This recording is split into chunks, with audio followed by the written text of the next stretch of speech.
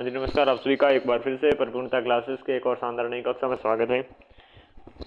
और आज की इस कक्षा में ऐसा ही जो भर्ती परीक्षा हुई थी उसका नाइटमेयर यानी कि राजस्थान के जनवरी महीने का करंट अफेयर पढ़ने जा रहे हैं। बहुत से क्वेश्चन इस महीने से पूछे गए थे और बच्चों की हवा टाइट कर दी थी। करंट बहुत आ गया था, करंट हार्ड आ गया था, वरना कर लेते, ऐसी चीज़ें सुनने में आई।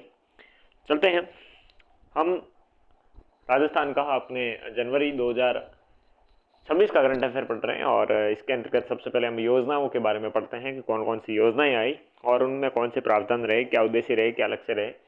ठीक है, तो सबसे पहले राजस्थान युवा स्वरोजगार योजना के बारे में देखते हैं, जिसका शुभारंभ आपके 12 जनवरी 2026 को हुआ, SMS स्टेडियम जयपुर से हुआ। और बात करें युवा स्वरोजगार की तो 12 तारीख आना लाजमी है। ठीक है, तो 12 जनवरी 2026 को SMS स्टेडियम जयपुर से राजस्थान युवा स्वरोजगार योजना प्रारंभ होती है, शुभारंभ होता है उसका। अगर हम बात करें प्रशासनिक विभाग की तो उद्योग और वाणिज्य विभाग है राजस्थान का, ये इसका प्रशासनिक विभाग रहेगा। क्योंकि रोजगार के बारे में बात है तो उद्योग और वाणिज्य विभाग राजस्थान इसका प्रशासनिक विभाग रहेगा। उद्देश्य के बारे में बात करें तो राज्य के मूल निवासी युवाओं को रोजगार के नए अवसर उपलब्ध करवाने हेतु वित्तीय संस्थान के माध्यम से ब्याज मुक्त ऋण और मार्जिन मनी उपलब्ध करवाकर तथा साथ में आपके CGTMSE जो शुल्क का पुनर्भरण करना, इसका प्रमुख रूप से उद्देश्य रहने वाला है। तो राज्य के मूल निवासी हैं, उनके युवा हैं और युवाओं को रोजगार के लिए नए अवसर उपलब्ध हो, इसके लिए क्या करना होगा, वित्तीय संस्थाओं के माध्यम से, जो वित्तीय संस्थान हैं उन संस्थानों के माध्यम से ब्याज मुक्त ऋण उपलब्ध करवाया जाए, मार्जिन मनी उपलब्ध करवाई जाए और साथ में आपके CGTMSE शुल्क का पुनर्भरण करना। लक्ष्य के बारे में देखें तो सूक्ष्म आपके उद्यमों की स्थापना के माध्यम से प्रदेश में 1 लाख युवाओं को स्वरोजगार प्रदान करना है। नाम स्वरोजगार हैं तो 1 लाख युवाओं को स्वरोजगार प्रदान करना सूक्ष्म उद्योग के आपकी स्थापना के माध्यम से। अगर प्रवर्तन आपके अवधि देखें तो 31 मार्च 2029 तक है इसका प्रवर्तन, ये चलेगी। कौन सी? राजस्थान स्वरोजगार योजना। अगर इसके देखिए प्रमुख रूप से यहाँ पर उद्यमी की शैक्षिक योग्यता और इसके आधार पर ऋण अनुदान सेवा या व्यापार क्षेत्र में, ऋण अनुदान विनिर्माण क्षेत्र में और मार्जिन मनी अनुदान। इसके बारे में बात करते हैं तो सबसे पहले आपके उद्यमी अगर शैक्षणिक योग्यता 8वीं से लेकर 12वीं कक्षा तक के पास उद्यमी हैं तो उनके लिए आपके ऋण अनुदान सेवा और व्यापार क्षेत्र में अधिकतम ऋण सीमा 3.5 लाख रुपए दी जाएगी और ऋण अनुदान विनिर्माण के क्षेत्र में आपके 7.5 लाख रुपए दी जाएगी 8वीं से 12वीं पास उद्यमियों को। और साथ में मार्जिन मनी अनुदान के बारे में अगर बात करें तो प्रत्येक क्षेत्र में ऋण अनुदान की राशि पर 10%, प्रत्येक क्षेत्र है उसमें ऋण अनुदान की जो राशि है उस पर 10%, अधिकतम आपके 35,000, अधिकतम आपके 35,000 तक मार्जिन मनी दी जाएगी 8वीं से लेकर 12वीं पास तक।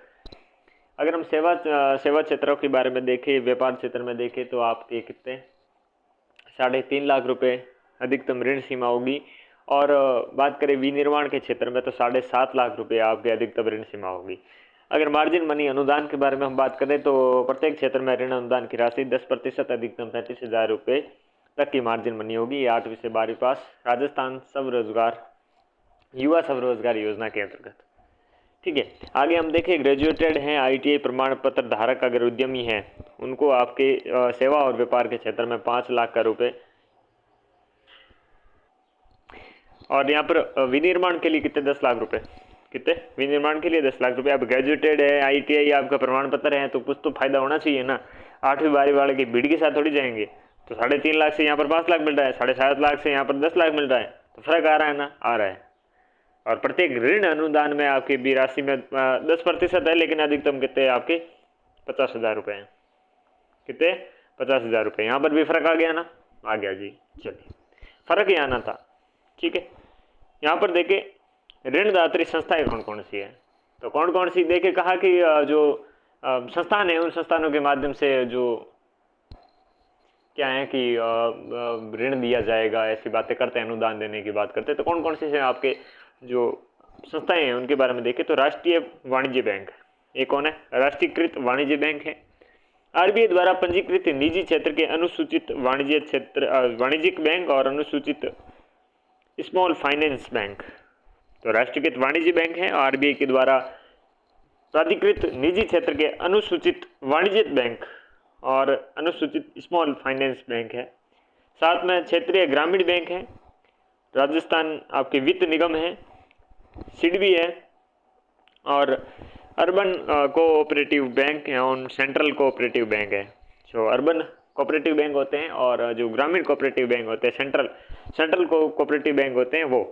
तो अर्बन और सेंट्रल कोऑपरेटिव बैंक, सिडबी, और साथ में राजस्थान वित्त निगम, क्षेत्रीय ग्रामीण बैंक, आरबीआई के द्वारा प्राधिकृत निजी क्षेत्र में अनुसूचित वाणिज्यिक बैंक और अनुसूचित स्मॉल फाइनेंस बैंक और राष्ट्रीयकृत वाणिज्य बैंक। ये भी इंपॉर्टेंट है। पात्रता के लिए शर्तें क्या होनी चाहिए? युवा है तो युवाओं के लिए 18 से लेकर 45 वर्ष तक की आपके मध्य आयु है। राजस्थान का वो मूल निवासी होना चाहिए। राजस्थान का क्या होना चाहिए? वो मूल निवासी होना चाहिए। संस्थागत आवेदन की स्थिति में संस्था पंजीकृत होनी चाहिए तथा 51% अथवा अधिक स्वामित्व 18 से जो 45 वर्ष की आयु है इसके बीच वाले आयु के व्यक्तियों के निहित होना चाहिए। संस्था है, इस संस्था के जो आवेदन की स्थिति में संस्था के पंजीकृत होना चाहिए, और जो पंजीकृत संस्थान है उसमें 51% या उससे अधिक स्वामित्व किसका होना चाहिए? 18 से 45 वर्ष के जो व्यक्ति हैं उसके होने चाहिए। तभी युवाओं को मिलेगा ना स्वरोजगार के लिए आपके मौका। ठीक है, अब बूढ़ियों को तो लेने से रहे, तो 18 से 45 के बीच में क्या जवान है।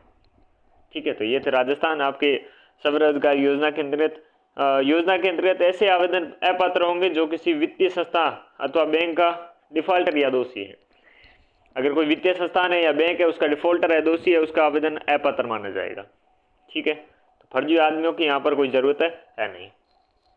ऋण संबंधी प्रावधान देखें तो योजना के अंतर्गत वित्तीय संस्थानों द्वारा नए उद्यम की स्थापना और विस्तार, विविधीकरण, आधुनिकीकरण हेतु ब्याज मुक्त अनुदान एवं मार्जिन मनी अनुदान निम्नानुसार प्रदान किए जाएंगे। अगर ऋण संबंधी अगर हम प्रावधान के बारे में बात करें तो किस प्रकार से दिया जाएगा? योजना क्रियान्वयन एजेंसी, योजना का क्रियान्वयन उद्योग एवं वाणिज्य विभाग के अधीन जिला उद्योग एवं वाणिज्य केंद्रों के माध्यम से किया जाएगा। तो योजना का क्रियान्वयन है कौन? उद्योग एवं वाणिज्य विभाग के अधीन जिला उद्योग और वाणिज्य केंद्रों के माध्यम से किया जाएगा। हमने देखा था कि जो क्रियान्वयन एजेंसी थी उद्योग एवं वाणिज्य विभाग था, और उसके ही अंतर्गत आपके जिला उद्योग एवं साथ में वाणिज्य केंद्रों के माध्यम से किया जाएगा इस जो योजना है इसका संचालन। कार्यालय आयुक्त है, ये उद्योग एवं वाणिज्य राज्य स्तर पर योजना के क्रियान्वयन एवं पर्यवेक्षण हेतु नोडल एजेंसी होगा। तो कार्यालय जो आयुक्त है किसका? उद्योग एवं वाणिज्य, ये राज्य स्तर पर योजना के क्रियान्वयन और पर्यवेक्षण के लिए नोडल एजेंसी होगा। ठीक है, तो ये आपको इंपॉर्टेंट है, याद रखना है। अन्य महत्वपूर्ण अगर प्रावधानों के बारे में देखें इसके बारे में तो सुनिएगा। योजनागत आपके लाभार्थी Rajasthan skill and livelihood development corporation RSLDC के शॉर्ट टर्म स्किल कोर्स से निःशुल्क प्रशिक्षण प्राप्त कर सकेंगे। तो योजनागत जो लाभार्थी हैं, इस योजना में सम्मिलित जो लाभार्थी हैं जो इस योजना का लाभ ले रहे हैं, तो वो राजस्थान स्किल एंड आपके लाइवलीहुड डेवलपमेंट कॉर्पोरेशन है, इसके आपके के शॉर्ट टर्म स्किल कोर्स में, जो शॉर्ट टर्म स्किल कोर्स होता है उसमें निःशुल्क प्रशिक्षण प्राप्त कर सकेंगे। ये उनके लिए अतिरिक्त प्रावधान रहेगा। साथ में इस योजना के अंतर्गत 100% यानी कि 100% आपके ब्याज और MC आपके CGTMSE यानी कि देखिए सूक्ष्म और लघु उद्यम क्रेडिट गारंटी फंड ट्रस्ट। ठीक है, तो इसका आपकी क्या फुल फॉर्म होगा? जो सूक्ष्म और लघु उद्यम जो क्रेडिट गारंटी फंड ट्रस्ट है, शुल्क का पुनर्भरण राज्य सरकार के द्वारा किया जाएगा। एक तो 100% ब्याज है और साथ में ये CGTMSE है जो आपका शुल्क है, इसका पुनर्भरण राज्य सरकार के द्वारा किया जाएगा। किसकी सरकार? राज्य सरकार के द्वारा किया जाएगा। ठीक है, और तीसरी बात है कि वित्तीय संस्थानों द्वारा प्रदत्त ऋण अथवा ऋण पर ब्याज अनुदान की समयावधि 5 वर्ष तक होगी। वित्तीय संस्थान है उनके द्वारा प्रदत्त जो ऋण है और ऋण पर जो ब्याज अनुदान है इसकी समय अवधि कितनी होगी? 5 वर्ष होगी। ये भी याद रखना है। साथ में मार्जिन मनी के समायोजन में हेतु उद्यमी को कम से कम 2 वर्ष आपके उद्यम का संचालन करना होगा, अन्यथा मार्जिन मनी का आपके विभाग को पुनः लौटानी होगी। अब मार्जिन मनी है उसके समायोजन हेतु उद्यमी को कम से कम 2 साल तो भाई धंधा करना होगा। ऐसा नहीं है कि मार्जिन मनी एटलीस्ट 2 महीने में धंधा बंद, पैसा हजम, टाटा बाय बाय, ऐसा नहीं करना होगा। आपको कम से कम 2 वर्ष उद्यम का संचालन करना होगा, अन्यथा आपकी जो मार्जिन मनी है उसको विभाग को वापस पुनः लौटानी पड़ेगी। ठीक है। उद्यमी द्वारा गलत तथ्य प्रस्तुत कर योजना का लाभ उठाने पर अनुदान राशि में 18% दंडनीय आपकी ब्याज लौटानी होगा। अगर गलत तथ्य प्रस्तुत किया जाता है जिसमें राजस्थान के लोग थोड़े बहुत एक्सपर्टीज, कुछ घटिया लोग करने की कोशिश करते हैं, बाकी सब अच्छे लोग हैं, तो वो क्या है इस प्रकार की हरकत करते हैं तो अनुदान राशि में 18% आपके दंडनीय ब्याज लौटानी होगी। कितना परसेंट? 18%। ठीक है, आगे बढ़ते हैं। ये योजना थी कौन सी अपनी? राजस्थान युवा स्वरोजगार योजना। ठीक है, तो ये योजना हमने पढ़ ली है। अब अगली योजना कौन सी पढ़ेंगे? अगली योजना पढ़ेंगे अपन ये वाली, एकीकृत क्लस्टर विकास योजना। देखिएगा, शुभारंभ करते हैं जनवरी 2025 में, क्योंकि जनवरी का करंट अफेयर पढ़ रहे हैं तो जनवरी में होगी। एकीकृत क्लस्टर विकास योजना जनवरी 2025 में प्रारंभ होती है और इसकी अवधि पिछली की तरह 31 मार्च 2029 तक प्रभावी है। ज़्यादातर ये योजनाएं होती हैं उनकी 31 मार्च 2029 तक ही रहता है। ठीक है, तो इसकी भी 31 मार्च 2029 तक प्रभावी है। राजस्थान के हस्तशिल्प, हथकरघा और MSME क्षेत्रों के क्लस्टरों को आधुनिक बुनियादी ढांचा, तकनीकी यूनियन और प्रशिक्षण के माध्यम से सशक्त बनाना है। तो ये योजना है एकीकृत क्लस्टर विकास योजना। इस योजना के अगर उद्देश्य की अगर हम बात करें कि क्या उद्देश्य रहने वाले हैं, तो राजस्थान की जो हस्तशिल्प और हथकरघा और MSME जो क्षेत्र हैं उन क्षेत्रों के जो क्लस्टरों को क्या करना है, आधुनिक बुनियादी ढांचा, तकनीकी यूनियन और प्रशिक्षण के माध्यम से सशक्त बनाना है। जो क्लस्टर चल रहे हैं, हस्तशिल्प क्षेत्र हैं, हथकरघा हैं, MSME क्षेत्र हैं, इन क्षेत्रों के जो क्लस्टर हैं उन क्लस्टरों को आपके आधुनिकीकरण किया जाए, उनको प्रशिक्षित किया जाए और बुनियादी ढांचा, तकनीकी यूनियन इनको किया जाए। ये इनके उद्देश्य रहने वाले हैं, उनको सशक्त बनाने के लिए। ठीक है, और 3 वर्षों के राज्य में हथकरघा, हस्तशिल्प, MSME क्षेत्र के 50 क्लस्टर विकसित करना। 3 वर्षों में राज्य के जो हमने 3 क्षेत्र देखे, इन क्षेत्रों में कम से कम आपके 50 क्लस्टर, क्षेत्र के 50 क्लस्टर विकसित करना इनका लक्ष्य रहने वाला है। उद्देश्य और लक्ष्य की हमने बात की, 50 क्लस्टर इनके विकसित करने, हस्तशिल्प, हथकरघा और MSME क्षेत्रों के 50 क्लस्टर। ठीक है, कौन सी नीति के अंतर्गत? एकीकृत क्लस्टर विकास योजना। क्लस्टर नाम ही एकीकृत क्लस्टर योजना है, तो क्लस्टर की बात करेंगे तो 50 आपके क्लस्टरों को विकसित करना लक्ष्य रहने वाला है। पात्रता के बारे में देखिए, एक ही स्थान पर कार्यरत कम से कम 20 क्लस्टरों के समान उत्पादन वाले MSME उद्योग इकाई या पात्र और योजना का लाभ लेने के लिए 10 से अधिक इकाइयों को एक अलाभकारी कंपनी बनाकर आवेदन करना होगा। अगर आपको पात्रता चाहिए किस प्रकार से आप इस एकीकृत क्लस्टर विकास योजना का लाभ उठा सकते हो, तो इसके लिए आपको एक ही स्थान पर, जो अब एक स्थान है उस पर कार्यरत कम से कम 20 क्लस्टर हैं। ठीक है, तो वो समान उत्पादन वाले हैं। कौन से? समान उत्पादन वाले। उत्पादन का क्या है? समान है। जैसे कि कोई चीज़ 5-5 है उत्पादन करते हैं, ऐसा नहीं एक 5 कर रहा है एक 30 कर रहा है, तो समान उत्पादन होना चाहिए, 5-5 की कैटेगरी वाले होने चाहिए। ठीक है, एक एग्जाम्पल दे रहा हूँ आपको। तो पात्रता की आपके क्या है? 20 क्लस्टर समान उत्पादन वाले MSME उद्योग इकाई या पात्र, जो ये उद्योग इकाइयाँ हैं, 20 क्लस्टर समान उत्पादन वाले MSME उद्योग इकाई या पात्र और योजना का लाभ लेने के लिए 10 से अधिक, कम से कम 10 से अधिक आपके जो इकाइयाँ हैं, इन इकाइयों का अलाभकारी कंपनी बनाकर आवेदन करना होगा। तो पर्सनली 3-4 आपके क्लस्टर मिलकर ऐसा नहीं कर सकते, कम से कम 10 प्लस क्लस्टरों को मिलकर आपस में एक अलाभकारी आपके कंपनी बनाना पड़ेगा। उस कंपनी के द्वारा आवेदन करना होगा, तभी आपको आप पात्र माने जाएंगे, तभी आपको फायदा होगा। अनुदान के बारे में बात करें तो उत्पादन है, जांच है, भंडारण है, प्रोसेसिंग है, मार्केटिंग के लिए, सहयोग के लिए कुल लागत का 80% तक और हस्तशिल्प और बुनकरों के प्रशिक्षण के लिए 100% का अनुदान राज्य सरकार के द्वारा प्रदान किया जाएगा। अगर हम अनुदान के बारे में बात करें, जैसे कि उत्पादन है, उत्पादन के बाद हम जांच है, जांच के बाद भंडारण है, प्रोसेसिंग है, मार्केटिंग है, ये जो सारी चीज़ें आपके एक बिजनेस में, एक धंधे में होती हैं, प्रमुख चीज़ें होती हैं, तो ये चीज़ों में सहयोग करने के लिए कुल लागत 100 रुपये हुए तो उस पर 80% यानी कि 80 रुपये के आपके तक का, और हस्तशिल्प और बुनकरों के प्रशिक्षण, अब हस्तशिल्प हैं और बुनकर हैं, ये काम कर रहे हैं, इनके प्रशिक्षण के लिए 100% का अनुदान राज्य सरकार के द्वारा तय होगा। तो 80% और 100%, ठीक है। तो लागत का 80% दे रहे हैं और प्रशिक्षण की बात आ रही है हस्तशिल्प और अगर आपके बुनकरों की, तो 100% आपको दिया जाएगा, प्रशिक्षण अनिवार्य है, ठीक है। चर्चा में क्यों रहा इसके बारे में बात करें तो हाल ही में उद्योग एवं वाणिज्य विभाग के आयुक्त द्वारा इस योजना अंतर्गत 10 प्रोजेक्टों का अनुमोदन किया गया। इसके तहत 9 जिलों, कितने जिले, 9 जिले 10 क्लस्टर के यूनियन के लिए खर्च होने वाले कुल 69 करोड़ रुपए में से 58 करोड़ रुपए का अनुदान राज्य सरकार के द्वारा प्रदान करेगी। तो ये चर्चा में क्यों रहा कि हाल ही में अब उद्योग और वाणिज्य विभाग है, इसके आयुक्तों के द्वारा योजना अंतर्गत आपके 10 प्रोजेक्टों का अनुमोदन किया गया। 10 प्रोजेक्ट है उनका अनुमोदन किया गया और जो 9 जिले हैं उनमें 10 क्लस्टरों के यूनियन के लिए खर्च होने वाले 69 करोड़ में से 58 करोड़ रुपए राज्य सरकार के द्वारा प्रदान करेगी। इसके अंतर्गत भरतपुर है, हनुमानगढ़ है, फड़ौदी है, कठपुतली, बहरोड है, बालोतरा है, दौसा है, जयपुर है के कॉमन फैसिलिटी सेंटर विकसित किए जाएंगे और जयपुर, चूरू, झुंझुनू के 300 से अधिक दस्तकारों को विशेषज्ञों के द्वारा प्रशिक्षण प्रदान किया जाएगा।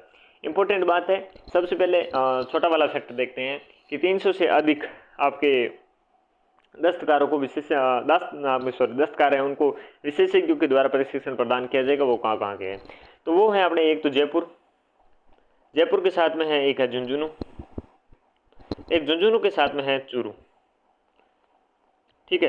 तो जयपुर, झुंझुनू, चूरू वाले हैं, इनको 300 से अधिक दस्तकार हैं उनको विशेषज्ञों के द्वारा प्रशिक्षण प्रदान किया जाएगा इसके अंतर्गत।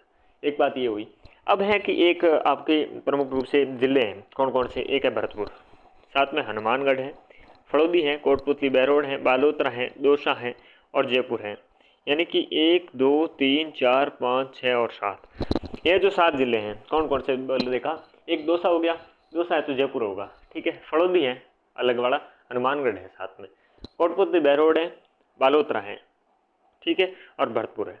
तो ये 7 जिले हैं, इनमें कॉमन फैसिलिटी सेंटर विकसित किया जाएगा। कौन सा, कॉमन फैसिलिटी सेंटर, जहाँ पर कॉमन रूप से फैसिलिटी प्राप्त होती है वही सेंटर होते हैं कॉमन फैसिलिटी सेंटर। तो ये कॉमन फैसिलिटी सेंटर विकसित किए जाएंगे और साथ में ये 3 जिले, वहाँ से 300 से अधिक दस्तकारों को आपके विशेषज्ञों के द्वारा प्रशिक्षण प्रदान किया जाएगा। तो देखिएगा उद्योगों के प्रकार देखते हैं, इन जिलों के बारे में देखिएगा।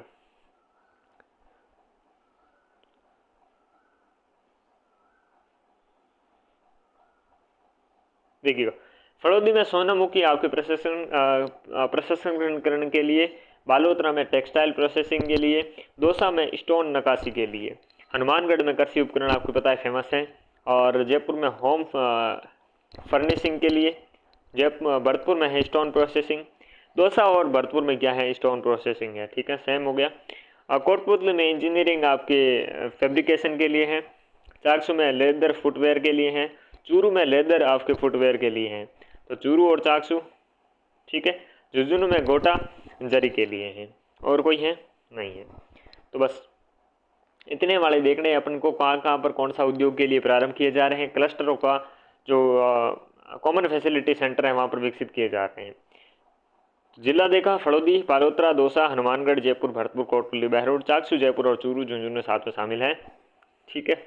और यहाँ पर ये जो 3 क्षेत्र हैं यहाँ पर 300 से अधिक आपकी क्या है, दस्तकारों को प्रशिक्षण दिया जाएगा विशेषज्ञों के द्वारा, ठीक है। आगे बढ़ते हैं, चलिए आगे हम बात करते हैं प्रमुख रूप से योजना के बाद में कार्यक्रम और आयोजन के बारे में।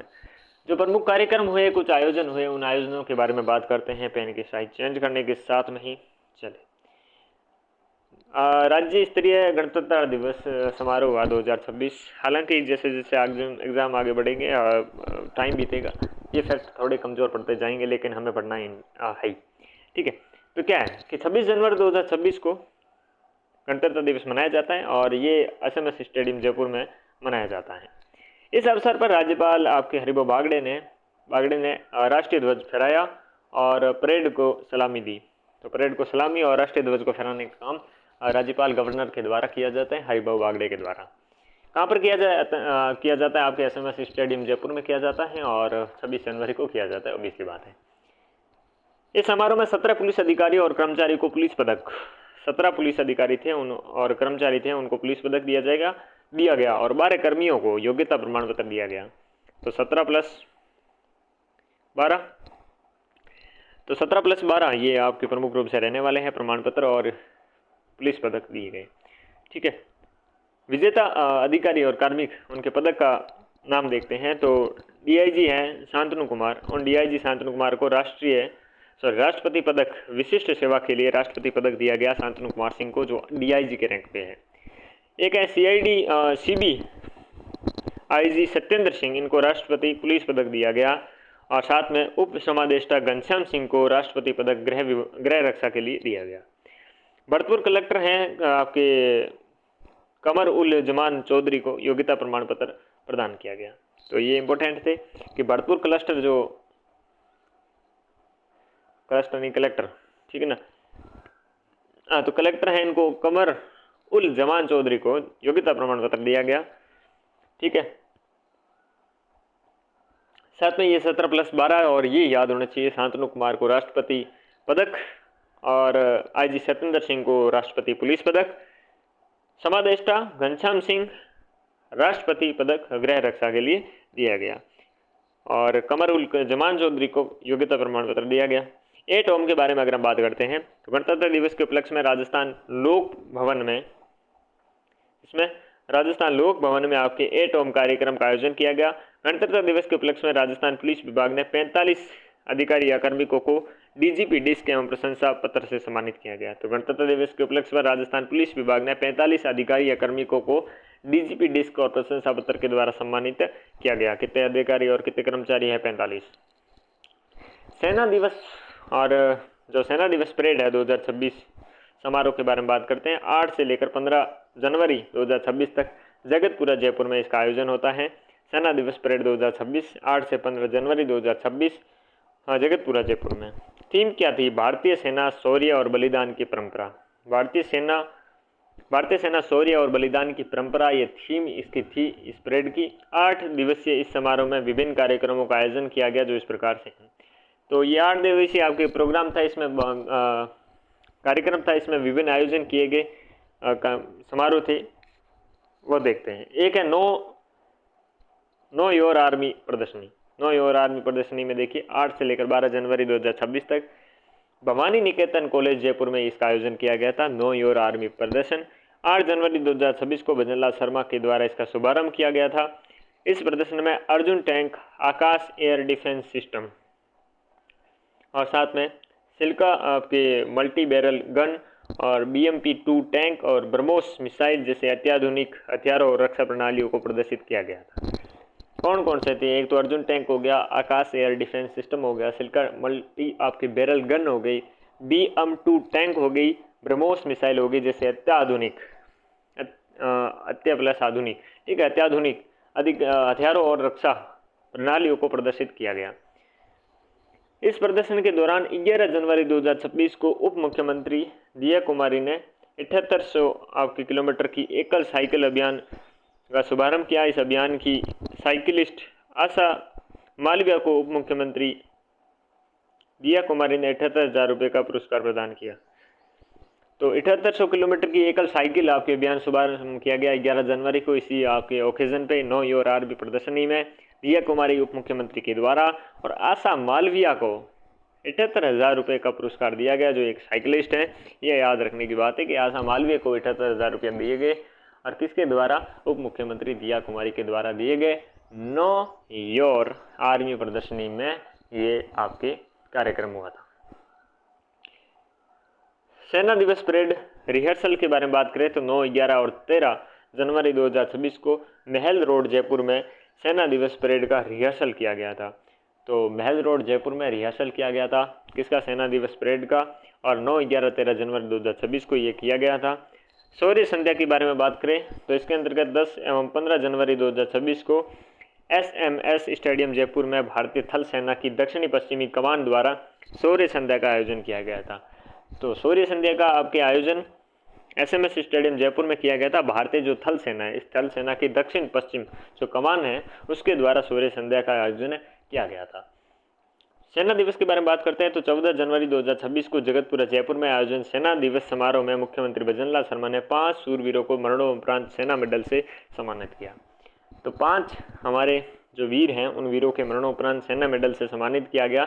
इसके द्वारा मुख्यमंत्री भजनलाल शर्मा के द्वारा जगतपुरा जयपुर में 14 जनवरी 2026 को सेना दिवस के ओकेजन पर कौन कौन से वो हमारे वीर थे तो देखिएगा, सूबेदार मेजर पवन कुमार जी, हवलदार सुनील कुमार जी, लांस आपके जो नायक है दिनेश कुमार जी, लांस नायक सुभाष कुमार जी, और लांस आपके जो नायक है प्रदीप कुमार जी। तो प्रदीप कुमार जी, सुभाष कुमार जी, दिनेश कुमार जी, सुनील कुमार जी, पवन कुमार जी, ये आपको याद रखने हैं। इनको आपके मरणोपरांत सेना मेडल से सम्मानित किया गया था। पवन जी, सुनील जी, दिनेश जी, सुभाष जी और साथ में प्रदीप जी। ठीक है, आगे देखते हैं। आगे 5वां देखें तो सेना दिवस परेड 15 जनवरी 2026 को महल रोड जयपुर में मुख्य सेना दिवस परेड का आयोजन किया गया और इस परेड दिवस में सेना के 7 रेजिमेंटेड आपके जो रेजिमेंट टुकड़ियां हैं उन्होंने भाग लिया। इस परेड में रक्षा मंत्री जो राजनाथ सिंह हैं उन्होंने प्रोजेक्ट नमन के तहत सूरतगढ़ गंगानगर में 100 नमन सेंटर का वर्चुअल उद्घाटन किया था। ये इंपॉर्टेंट है, याद रखने लायक बात है कि रक्षा मंत्री जो है हमारे राजनाथ सिंह जी ने प्रोजेक्ट नमन के तहत सूरतगढ़ गंगानगर में 100वें नमन सेंटर का वर्चुअल उद्घाटन किया था। अन्य महत्वपूर्ण अगर तथ्य देखें तो भैरव जो बटालियन है अक्टूबर 2025 में ड्रोन आधारित ऑपरेशन हेतु गठित यूथ बटालियन ने पहली बार सेना दिवस परेड में भाग लिया था। ठीक है, भैरव बटालियन। दूसरा है रोबोटिक म्यूल।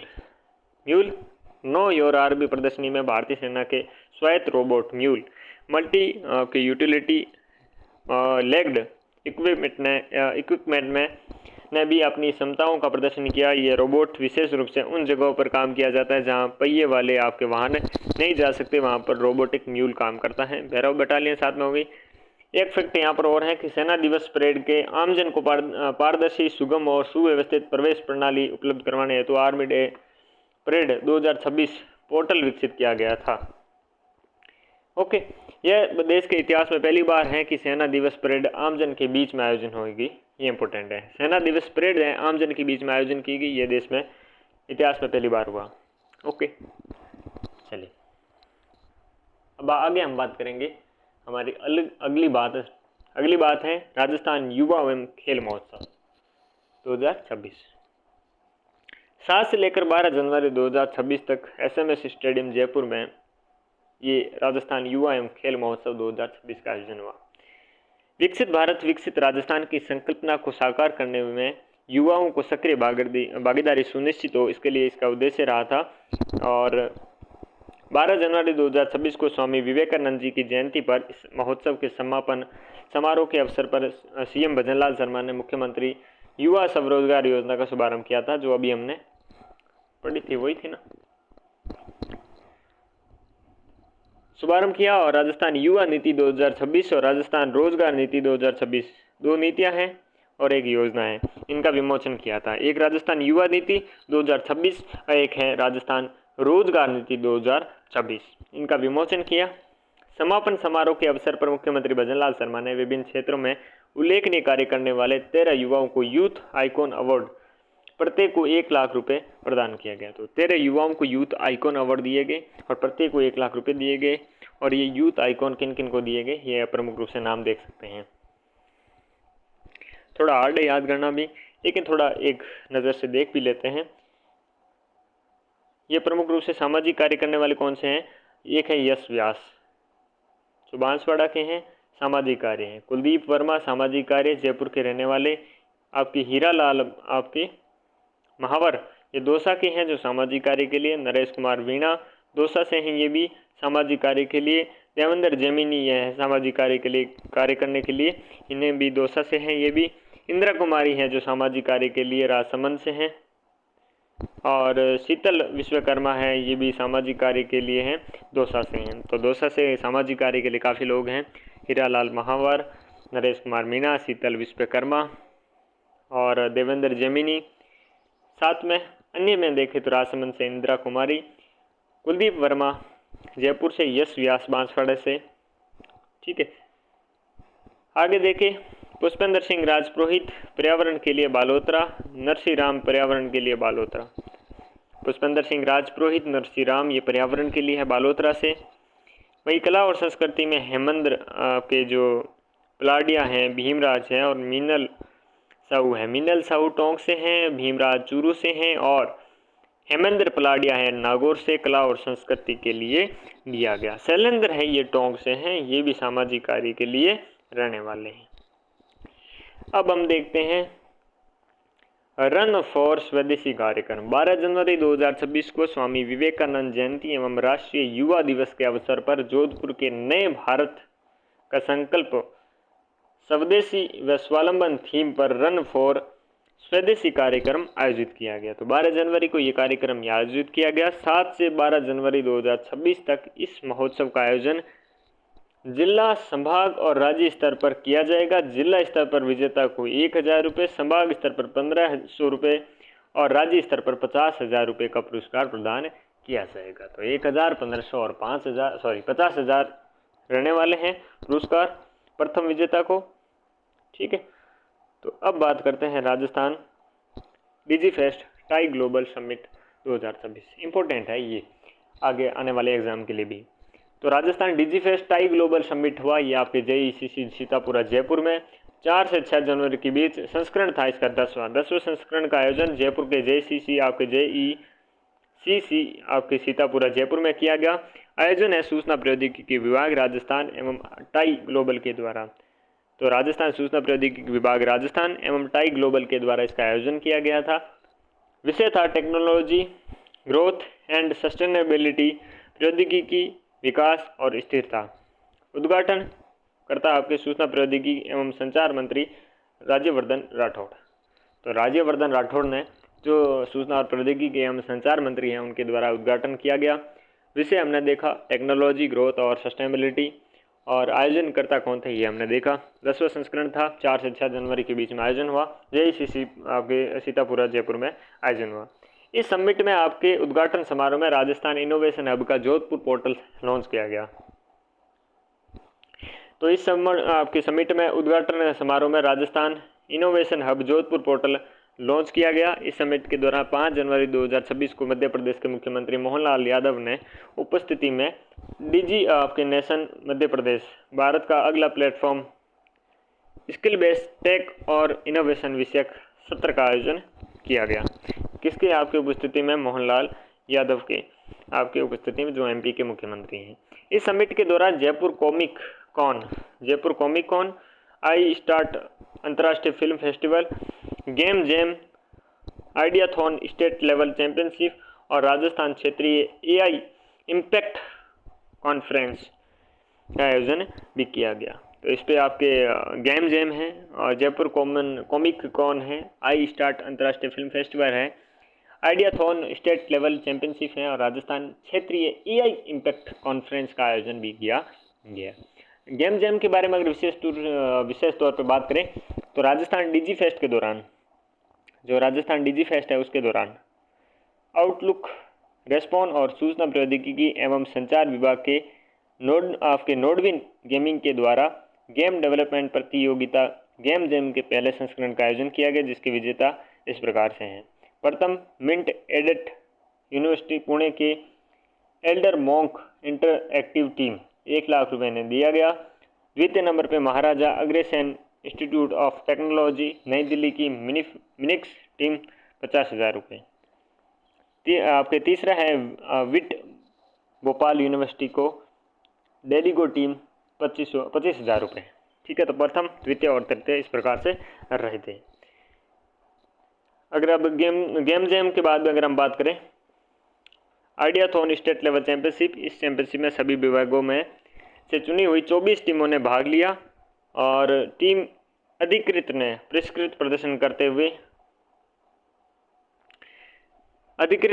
उत्कृष्ट प्रदर्शन करते हुए स्टेट लेवल चैंपियनशिप का खिताब 50,000 रुपये जीता और इस टीम में अभिजीत गुप्ता, वेदांत चुग, विदिशा जैन, निविष्टा जैन शामिल थे। तो आइडियाथॉन स्टेट लेवल चैंपियनशिप में टीम अधिकृत ने उत्कृष्ट प्रदर्शन करते हुए स्टेट लेवल चैंपियनशिप खिताब जीता। 50,000 रुपये मिले। 24 टीमों ने भाग लिया था। ये याद रखने लायक बात है। विकसित राजस्थान यंग लीडर्स डायलॉग 2026। विकसित राजस्थान 2047 के विजन को साकार करने और राजस्थान के युवाओं की आवाज़ को मंच प्रदान करने के लिए राजस्थान यंग लीडर्स डायलॉग 2026 आयोजन हुआ और मिशन था। इसमें युवाओं को नवाचार, प्रौद्योगिकी, आर्थिक विकास, एकता, अखंडता और सतत विकास में योगदान है तो सशक्त बनाना इसका आपके मिशन रहा। और पात्रता है 15 से लेकर 29 वर्ष के आयु वर्ग के युवाओं को और राजस्थान के जो मूल निवासी हैं उनको पात्र घोषित किया गया। ठीक है, तो एज लिमिट क्या है? 15 से लेकर 29। किसमें? विकसित राजस्थान यंग लीडर्स डायलॉग 2026। इस डायलॉग का आपके आयोजन 4 चरणों में किया गया जो इस प्रकार है। प्रथम चरण विकसित राजस्थान 2047 से आधारित क्विज से भागीदारी। दूसरे पे आपके ऑनलाइन निबंध प्रतियोगिता। तीसरा जिला स्तर से चयनित युवाओं को राज्य स्तरीय पीपीटी प्रस्तुति। चौथा है राष्ट्रीय युवा महोत्सव में सहभागिता। तो क्या क्या कार्यक्रम थे ये देख सकते हैं। एक तो आपके विकसित राजस्थान 2047 से आधारित क्विज है, इस क्विज से भागीदारी है। ऑनलाइन निबंध प्रतियोगिता है। फिर जिला स्तर से चयनित युवाओं को राज्य स्तरीय पीपीटी प्रस्तुति है। चौथा है राष्ट्रीय युवा महोत्सव में सहभागिता। आगे देखते हैं राज्य स्तरीय यंग लीडर डायलॉग अवार्ड विजेता कौन रहे। तो ये आपके प्रियंका यादव रही। राज्य स्तरीय यंग लीडर डायलॉग अवार्ड विजेता कौन है? प्रियंका यादव। कौन है? प्रियंका यादव। राष्ट्रीय युवा महोत्सव में भागीदारी। 9 से 12 जनवरी 2026 तक भारत मंडपम नई दिल्ली में आयोजित राष्ट्रीय युवा महोत्सव में प्रदेश के 44 युवाओं को विकसित भारत यंग लीडर्स डायलॉग के लिए आयोजित योग प्रतियोगिता में एवं 29 युवाओं को सामूहिक नृत्य, लोक गायन, कहानी लेखन, पेंटिंग प्रतियोगिता में और 2 युवाओं को hack for social cause event में के लिए चुना गया। तो 44 आपके जो युवा हैं इन युवाओं को भारत यंग लीडर्स आपके डायलॉग के लिए आयोजित प्रतियोगिता में, 29 युवाओं को सामूहिक नृत्य हैं, लोक गायन है, कहानी है, पेंटिंग है उन प्रतियोगिता में और 2 युवाओं को hack for social cause event के लिए चुना गया था। तो प्रियंका यादव कौन थी? राज्य स्तरीय यंग लीडर डायलॉग अवार्ड से विजेता हुई थी आपके। अगला हम देखते हैं राजस्थान क्षेत्रीय एआई इम्पैक्ट कॉन्फ्रेंस 2026। तो 6 जनवरी 2026 को जेईसीसी आपके सीतापुर जयपुर में Rajasthan Digifest tie global summit के दौरान ही राजस्थान क्षेत्रीय एआई इम्पैक्ट कॉन्फ्रेंस हुई थी। सूचना और प्रौद्योगिकी के संचार विभाग राजस्थान के द्वारा आयोजन किया गया था। एआई सबकी पहुंच के लिए इसकी थीम थी। मुख्य अतिथि कौन थे? केंद्रीय मंत्री आपके अश्विनी वैष्णव इसके मुख्य अतिथि थे। ठीक है ना। जो ये प्रमुख रूप से कॉन्फ्रेंस हुई थी, इस कॉन्फ्रेंस के एआई सबकी पहुंच में सबके लिए इसकी थीम और अतिथि मुख्य थे आपके केंद्रीय मंत्री अश्विनी वैष्णव जो रेल मंत्री है।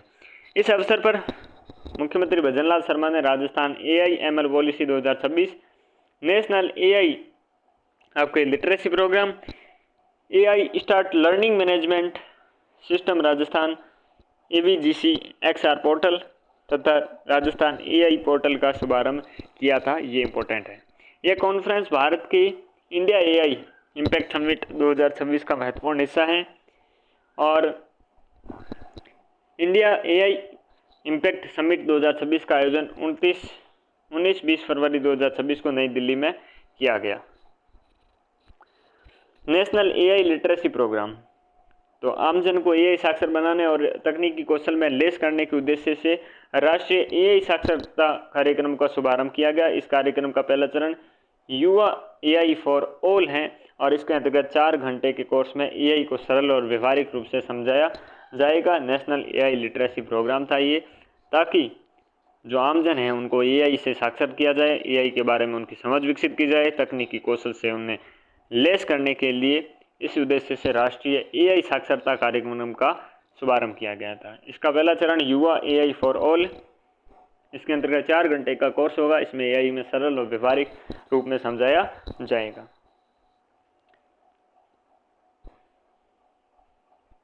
अगली हम बात करें गूगल आपके जो आईआईटी दिल्ली है, गूगल आईआईटी दिल्ली है, साथ में आपके एनएलयू जोधपुर के साथ एक एमओयू हुआ है, ठीक है ना। किन किन के साथ में? गूगल के साथ में, आईआईटी दिल्ली के साथ में और एनएलयू जोधपुर के साथ में। इस समिट में राज्य सरकार ने गूगल, आईआईटी दिल्ली और नेशनल लॉ यूनिवर्सिटी आपके जो जोधपुर हैं इसके साथ एक एमओयू हस्ताक्षरित किया है, जिसके अंतर्गत क्या होगा, गूगल के सहयोग से स्वास्थ्य हैं, कृषि है, परिवहन है, नागरिक सेवाओं से जैसे क्षेत्रों में एआईएमएल आधारित पायलट परियोजनाओं के माध्यम से शासन को अधिक प्रभावी बनाया जाएगा। दूसरा है कि एनएलयू जोधपुर है, ठीक है, नेशनल लॉ यूनिवर्सिटी जोधपुर है, इसके सहयोग से राज्य की विश्वसनीय, उत्तरदायी और नैतिक एआई को बढ़ावा देने हेतु सरकारी अधिकारियों, स्टार्टअप्स और पेशेवरों को क्षमता निर्माण किया जाएगा। तीसरा, आईआईटी दिल्ली के साथ साझेदारी की एआई सेंटर ऑफ एक्सीलेंस, शोध, स्किलिंग और हैकाथॉन, स्टार्टअप आपके मेंटरिंग, उद्योग, शैक्षणिक, सरकारी सहयोग को आपके मजबूती करने के लिए ये सारी 3 चीज़ें प्रावधान होंगी। एआई हैकाथॉन के बारे में अगर हम बात करते हैं, Rajasthan Digifest tie global summit 2026 के दौरान 5-6 जनवरी 2026 को 36 घंटे तक जेईसीसी सीतापुर जयपुर में एआई हैकाथॉन आयोजित किया गया। इसका उद्देश्य क्या था कि राजस्थान में युवा डेवलपर्स हैं, उद्यमी हैं और जो क्रिएटर्स हैं उनको स्किल बेस्ड एआई आधारित सतत समाधान विकसित करने के लिए एक सशक्त मंच प्रदान किया गया था, ठीक है ना। कौन सा था? एआई हैकाथॉन था। ये जेईसीसी सीतापुर जयपुर में जो राजस्थान डिजीफेस्ट का टाई ग्लोबल समिट था 2026 में, इसी के दौरान ये हुआ था। और इस आयोजन में क्या उद्देश्य था कि युवाओं को जो युवा डेवलपर्स हैं, उद्यमी हैं और क्रिएटर्स हैं उनको स्किल बेस एआई आधारित और सतत समाधान विकसित करने के लिए एक सशक्त मंच प्रदान करना।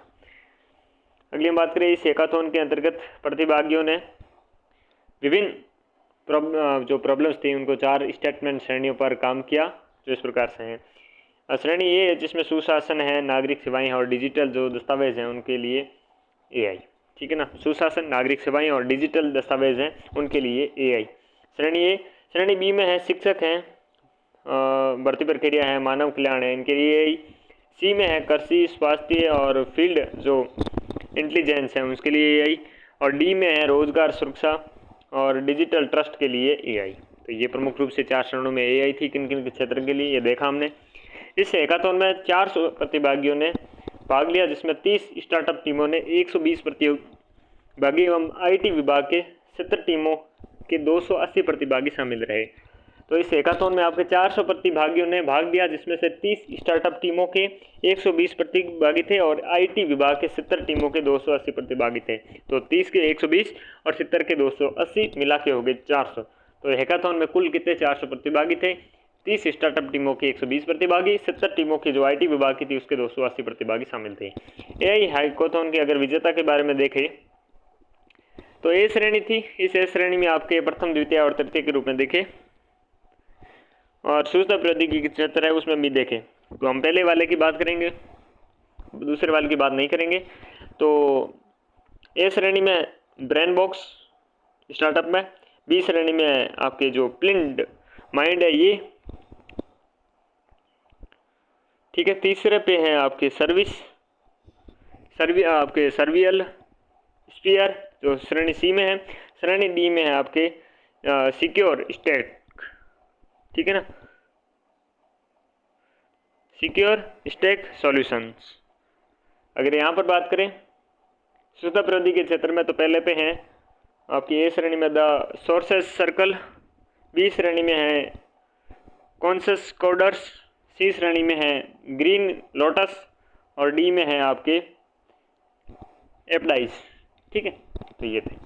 अगला देखते हैं जो आपके प्रमुख रूप से एसआई के एग्जाम में क्वेश्चन आया था, इसके बारे में जीके का पेपर था। उसमें जयपुर लिटरेचर फेस्टिवल 2026 में आया था और इसमें 15 से 19 जो जनवरी है 2026 तक होटल आपके जो कलाकार आमिर जयपुर में इसका आयोजन हुआ था। तो एक सेकंड। और पुरस्कार किसे दिया गया था? तो द्वारका प्रसाद अग्रवाल पुरस्कार किसे दिया गया था? प्रसिद्ध गीतकार हैं पीयूष शर्मा, उनको ये आपके अवार्ड दिया गया। इसे पीयूष शर्मा को ये अवार्ड दिया गया, ठीक है।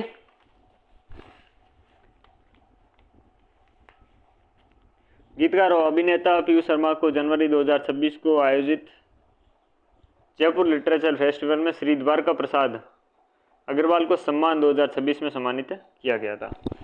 तो ये एक ऑप्शन में था आपके। और साथ में अगर हम देखें, इस सम्मान की शुरुआत 2020 में आपके लिटरेचर फेस्टिवल के मंच से हुई थी। ये वाला एक ऑप्शन और था, ये आपकी गलत था। ठीक है, ये वाला क्या था, गलत था।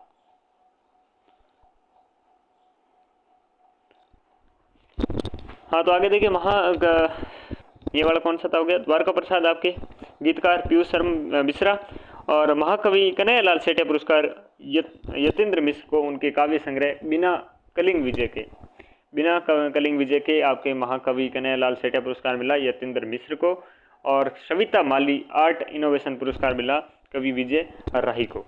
ठीक है, विमोचन हुए कुछ पुस्तकों का, उनके लेखक देखें तो करुणा द पावर ऑफ कंपैशन, ये कैलाश सत्यार्थी की है।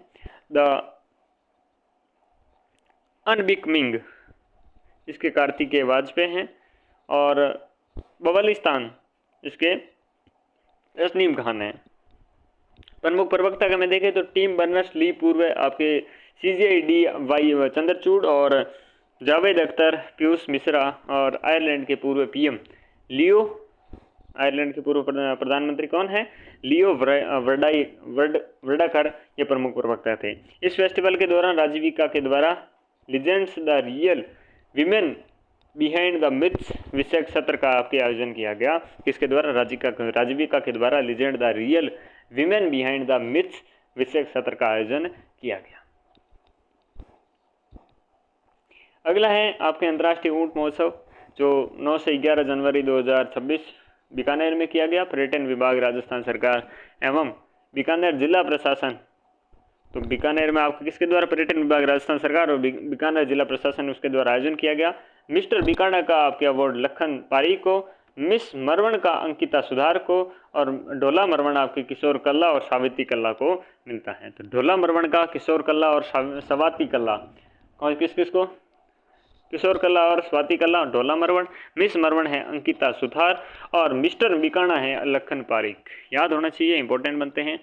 अगला हम देखेंगे मरु महोत्सव देखेंगे, जो मरु महोत्सव है जो 29 जनवरी से को पोखरण में, 30 जनवरी से 1 फरवरी तक सम जैसलमेर में आयोजित हुए, और जिसमें मरुश्री का अवार्ड 2026 मनीष पवार को, मिस मूमल का अवार्ड कुसुम पवार को, और मूछ श्री 2026 आपके गोपाल सिंह को। तो मरुश्री किसे मिला है, मनीष पवार को। मिस मूमल मिला है आपके कुसुम पवार को, और मूछ श्री आपके गोपाल सिंह को मिला है। मिस्टर आपके पोकर्ण है मनीष सेन को, मिस पोकर्ण है आपके वर्षा भाटी को, मिसेज जैसलमेर है ताज को, और सांपाबान प्रतियोगिता में आपके भीम सिंह जोधा को मिला है। ये भी इंपॉर्टेंट है। अगला है शेखावटी हस्तशिल्प आपकी मेला, जो 17 से 25 जनवरी 2025 को अर्बट हाट बीकानेर सीकर में आपके आयोजन हुआ, और आयोजक राजस्थान पर्यटन विभाग और सीकर जिला प्रशासन के द्वारा था, और आयोजन पंच गौरव योजना के अंतर्गत किया गया था। तो ये आयोजन पंच गौरव योजना के अंतर्गत किया गया था। एक जिला एक उत्पाद में लकड़ी के फर्नीचर हैं, एक जिला एक खेल में बास्केटबॉल हैं, और एक उपज है प्याज।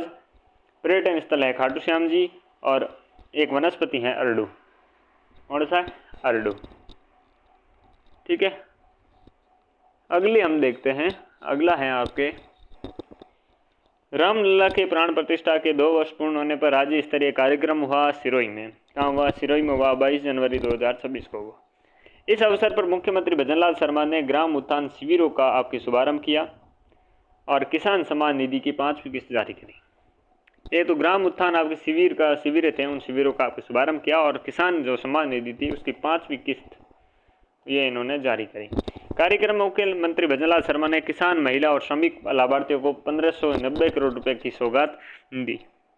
अगला है 150 वर्ष है वंदे मातरम आपके जो कार्यक्रम है द्वितीय चरण में हुआ, और राष्ट्रीय गीत वंदे मातरम के 150 वर्ष पूर्ण होने पर उपलक्ष्य पर 23 से 26 जनवरी 2026 तक द्वितीय चरण में प्रदेश भर में विभिन्न कार्यक्रम आयोजित हुए।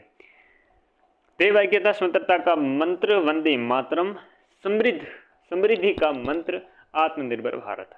तो ध्येय वाक्य का क्या था आपके, स्वतंत्रता का मंत्र वंदे मातरम, समृद्धि का मंत्र आत्मनिर्भर भारत। ठीक है। कला, साहित्य और संस्कृति एवं पुरातत्व विभाग राजस्थान द्वारा यह कार्यक्रम कुल 4 चरणों में आयोजित किया गया। कला है, साहित्य है, संस्कृति और पुरातत्व विभाग हैं। इनके द्वारा जो राजस्थान है इसके द्वारा आपके ये कार्यक्रम कुल 4 चरणों में आयोजित किया गया। अगला कौन सा है? अगला है 16वां राष्ट्रीय आपके मतदाता दिवस। 25 जनवरी 2026 को राष्ट्रीय इंटरनेशनल सेंटर जयपुर में राष्ट्रीय आपके इंटरनेशनल सेंटर जयपुर में राज्य स्तरीय 16वां राष्ट्रीय मतदाता दिवस मनाया गया। मेरा भारत मेरा वोट थीम थी, मेरा भारत मेरा वोट। इस अवसर पर राज्यपाल गवर्नर हरिभाऊ बागड़े ने राज्य की निर्वाचन संबंधी गतिविधियों से उल्लेखनीय योगदान के लिए विभिन्न श्रेणियों के 79 आपके अधिकारियों और कर्मचारियों का राज्य स्तरीय आपके पुरस्कार प्रदान किए गए। तो कितने अधिकारी थे? 79 अधिकारी थे। ये आपके 25 जनवरी 2026 को मेरा भारत मेरा वोट थीम आधारित था। 16वां ये राष्ट्रीय कार्यक्रम था। सम्मानित प्रमुख व्यक्तित्व हैं अरुण कुमार हसीना जो राजसमंद के कलेक्टर हैं, और आर्थिका शुक्ला है जो अलवर और खैर तिजारा अलवर के हैं, सुशीला कुमार जो बालोतरा के, श्रीनिधि बीटी ये आपके धौलपुर, अनिल कुमार साक्य हैं जो गंगानगर के जिला संपर्क अधिकारी थे।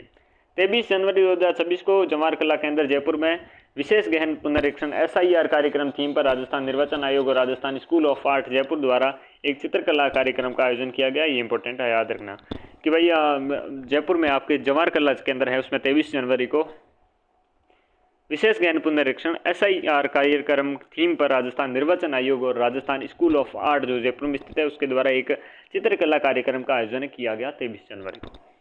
राज्य स्तरीय पुलिस सम्मेलन के बारे में अगर हम बात करें, जो 8 व 9 जनवरी 2026 को राजस्थान पुलिस अकादमी जयपुर में विकसित भारत में पुलिस व्यवस्था थीम पर विषय था, उस पर आयोजित हुआ। इस अवसर पर मुख्यमंत्री भजनलाल शर्मा ने विजिटर्स पोर्टल और E0 FIR का शुभारंभ और राजस्थान पुलिस प्राथमिकता 2026 पुस्तिका का विमोचन किया। E0 FIR ये होती है कोई किसी विशेष क्षेत्र में ना होकर, पहले ये होता था कि जिस क्षेत्र में कोई कांड हुआ उसी में ये FIR दर्ज होती थी, लेकिन अब आप कहीं पे भी जाके FIR दर्ज कर सकते हैं, वो आपके E0 के नाम से FIR दर्ज होगी। तो मुख्यमंत्री भजनलाल शर्मा ने विजिटर्स पोर्टल्स और E0 FIR का शुभारंभ करते हुए राजस्थान पुलिस प्राथमिकता 2026 पुस्तिका का विमोचन किया। किस पर? 8-9 जनवरी जो 2026 में राजस्थान पुलिस अकादमी जयपुर में विकसित भारत में पुलिस व्यवस्था विषय पर आयोजित क्या था, आपके राज्य स्तरीय पुलिस सम्मेलन था उसमें। अगला हम देखते हैं आरक्षक नवनियुक्त समारोह 2026। 10 जनवरी 2026 को केंद्रीय मंत्री अमित शाह द्वारा राजस्थान पुलिस अकादमी RPA जयपुर में आयोजित आरक्षक नवनियुक्ति समारोह में बतौर मुख्य अतिथि शामिल हुए। इस अवसर पर आपके अमित शाह ने 10 आरक्षक कांस्टेबल को सांकेतिक नियुक्ति पत्र प्रदान किया तथा भारत सरकार के खेलो इंडिया योजना के तहत RPA में बने मल्टीपर्पज इंडोर हॉल का वर्चुअल लोकार्पण किया। इस दौरान केंद्रीय मंत्री अमित शाह ने चूरू के इंस्पेक्टर जयप्रकाश झांझड़िया को 2026 जो रतन नगर थाने में SHO के रहते हुए उत्कृष्ट कार्य करते हुए बेस्ट थाने का अवार्ड आपके दिया गया। तो अमित शाह के द्वारा चूरू के इंस्पेक्टर जयप्रकाश झाझड़िया को आपके बेस्ट थाने का अवार्ड प्रदान किया।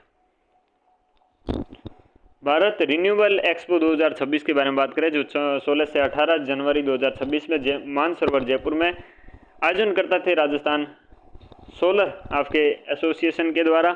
संस्करण था 3रा। राजस्थान सोलर एसोसिएशन के द्वारा भारत रिन्यूएबल एक्सपो 2026 का आयोजन जो संस्करण 3रा था, इसका आयोजन किया गया मानसरोवर जयपुर में। फोकस क्षेत्र के बारे में देखें तो सौर ऊर्जा, पवन ऊर्जा, battery storage, green hydrogen, electronic जो वाहन है, इनके फोकस क्षेत्र रहने वाले हैं। और इस एक्सपो के दौरान राज्य सरकार ने बीकानेर के पुगल सोलर पार्क का मॉडल पेश किया और यह 6400 मेगावाट बैटरी क्षमता का एक विशाल प्रोजेक्ट है जो रात में भी सौर ऊर्जा आपूर्ति सुनिश्चित करता है।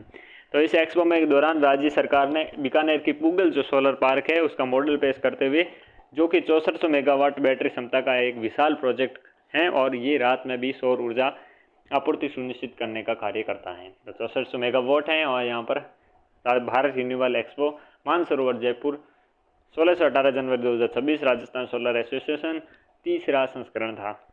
हैंडीक्राफ्ट एक्सपो जोधपुर 15 से 19 जनवरी 2026 तक ट्रेड फैसिलिटी सेंटर जोधपुर में ट्रेड फैसिलिटेशन सेंटर जोधपुर में 15 से 19 जनवरी 2026 तक हैंडीक्राफ्ट एक्सपो जोधपुर का आयोजन किया गया। किसका? हैंडीक्राफ्ट एक्सपो जोधपुर का आयोजन करता था export promotion council for handicraft. आयोजक कौन था? Export promotion council for handicraft. इसका आयोजक था मुख्य अतिथि केंद्रीय मंत्री गजेंद्र सिंह शेखावत इसके मुख्य अतिथि थे। और अगला देखते हैं अमरूद महोत्सव और उन्नत कृषि तकनीकी मेला 2026। ये आपके सवाई माधोपुर जिले में 18 से 19 जनवरी की हुआ, जो 263वीं स्थापना दिवस पर दशहरा मैदान सवाई माधोपुर में देश के पहले अमरूद महोत्सव का और उन्नत कृषि तकनीकी मेले का आयोजन किया गया। कृषि और उद्यानिकी विभाग जयपुर के द्वारा सवाई माधोपुर में 18 और 19 जनवरी को ये आपके अमरूद महोत्सव और उन्नत कृषि तकनीकी मेले का आयोजन किया गया। यह देश का पहला महोत्सव था। उल्लेखनीय है कि सवाई माधोपुर में 150 करोड़ रुपए की लागत से अमरूद प्रोसेसिंग प्लांट स्थापित किया जाना प्रस्तावित है। 150 करोड़ रुपए की लागत से कहां पर अमरूद प्रोसेसिंग प्लांट आपकी स्थापित किया जाना प्रस्तावित है? तो सवाई माधोपुर में प्रस्तावित है। मधुमक्खी पर राज्य स्तरीय सेमिनार, मधुमक्खी पालन पर राज्य स्तरीय सेमिनार हुआ दुर्गापुरा जयपुर में 23-24 जनवरी को हुआ। विषय था हाई वैल्यू मधुमक्खी उत्पाद तकनीक और वर्तमान परिदृश्य, भविष्य एवं संभावनाओं के बारे में देखा गया।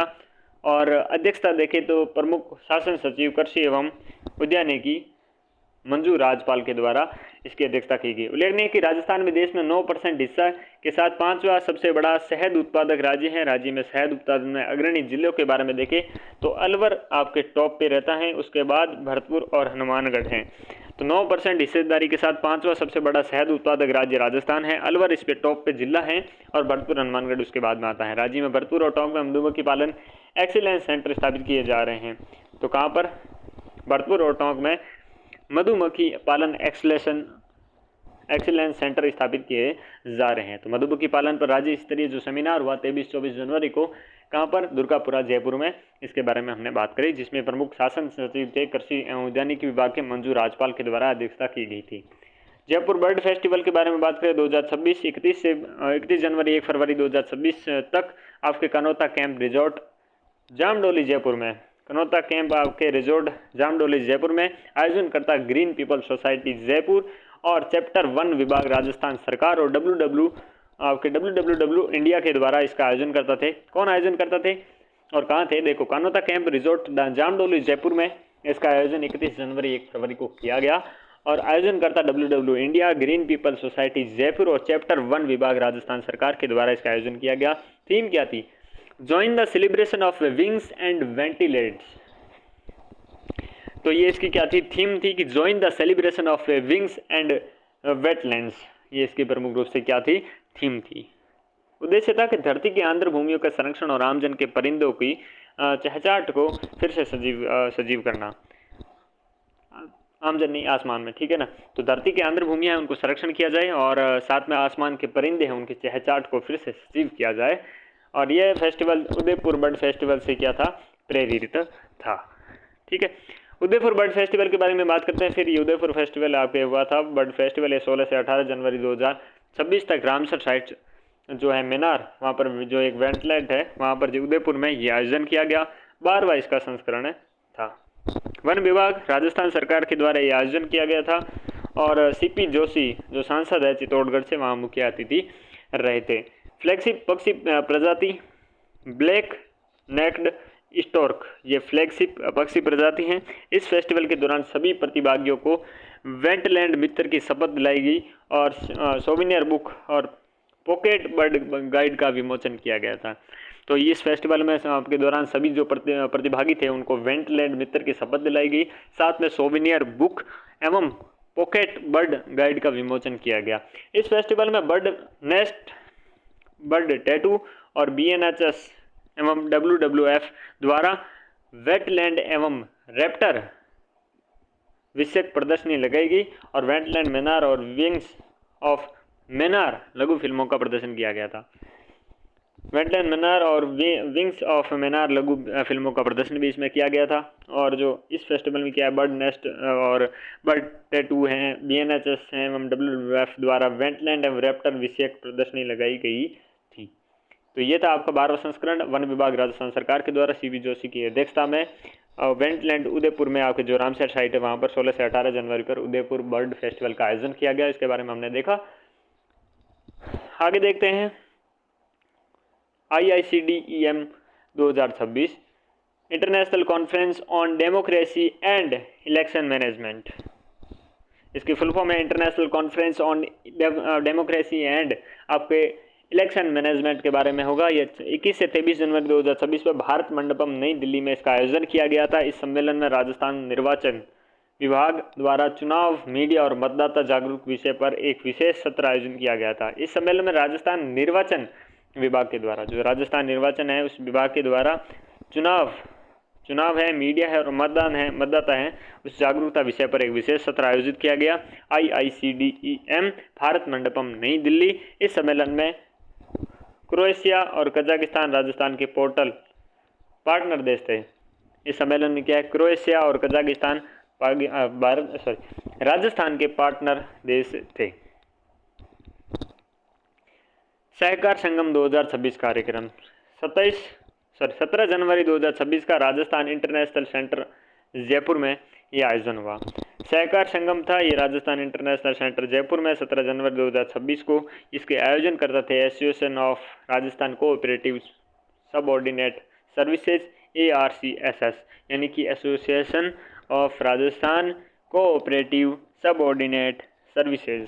मुख्य अतिथि थे कौन, सहकारिता राज्य मंत्री गौतम कुमार दख। हमारे सहकारिता राज्य मंत्री कौन है, गौतम कुमार दख हैं। केंद्र में कौन है, अमित शाह जी हैं। ठीक है, तो सहकार संगम कार्यक्रम हो गया, राजस्थान इंटरनेशनल सेंटर जयपुर में आयोजित हुआ 2026 का। पतंग महोत्सव के बारे में बात करें तो पतंग महोत्सव आपके 14 जनवरी 2026 को राजस्थान पर्यटन विभाग के द्वारा पहली बार 7 संभाग में मुख्यालयों पर और जैसलमेर और माउंट आबू में आपके पतंग महोत्सव 2026 का आयोजन किया गया। इस राज्य स्तरीय पतंग महोत्सव का आयोजन 2 चरणों में किया गया था। पहला चरण था जल महल की पाल जयपुर और दूसरा था हवा महल जयपुर। तो जयपुर में 2 चरणों में किया गया था, जल महल और हवा महल जयपुर। राज्य स्तरीय आपके आरोग्य मेला जवाहर कला केंद्र जयपुर में इसका 15 से 18 जनवरी तक आयोजन किया गया। आयुर्वेद विभाग के द्वारा इसका आयोजन किया गया। किसका आयोजन किया गया, आपके राज्य स्तरीय आरोग्य मेले का आयोजन किया गया जवाहर कला केंद्र जयपुर में आयुर्वेद विभाग के द्वारा 15 से 18 जनवरी तक। राष्ट्रीय स्टार्टअप दिवस है, उसके बारे में अगर हम बात करें तो 16 जनवरी 2026 को उच्च शिक्षा विभाग राजस्थान द्वारा शिक्षा संकुल जयपुर में PM ऊषा एवं रूषा कार्यक्रम के अंतर्गत राष्ट्रीय स्टार्टअप दिवस मनाया गया। 16 जनवरी 2026 को उच्च शिक्षा विभाग राजस्थान द्वारा आपके शिक्षा संकुल जयपुर में PM ऊषा और रूषा कार्यक्रम के अंतर्गत राष्ट्रीय स्टार्टअप दिवस मनाया गया। इसका उद्देश्य था कि प्रदेश के युवाओं और शैक्षणिक संस्थानों को स्टार्टअप और नवाचार संस्कृति से जोड़ना। इस अवसर पर 5 चयनित स्टार्टअप के लाइव प्रेजेंटेशन आयोजित की गई। प्रमुख चयनित startup EF polymer startup, remarkable education startup, Agrovote Kota का स्टार्टअप, राजस्थान विश्वविद्यालय के ECH सेंटर से जुड़ा स्टार्टअप। ये प्रमुख रूप से आपके स्टार्टअप थे। तो ये 5 स्टार्टअप थे। इन 5 स्टार्टअपों को लाइव प्रेजेंटेशन किया गया था। स्टार्टअप्स कौन कौन से थे, EF polymer startup, remarkable education startup, Agrovote Kota का स्टार्टअप, राजस्थान विश्वविद्यालय के ECH सेंटर से जुड़ा हुआ स्टार्टअप। ये सारे स्टार्टअप थे। प्रदेश के युवाओं को, शैक्षणिक संस्थाओं को स्टार्टअप का नवाचार संस्कृति से जोड़ने के लिए राष्ट्रीय स्टार्टअप दिवस आपके आयोजित किया गया था। उस शिक्षा विभाग राजस्थान द्वारा इसका शिक्षा संकुल जयपुर में इसका PM ऊषा और रूषा कार्यक्रम के अंतर्गत मनाया गया था। ठीक है,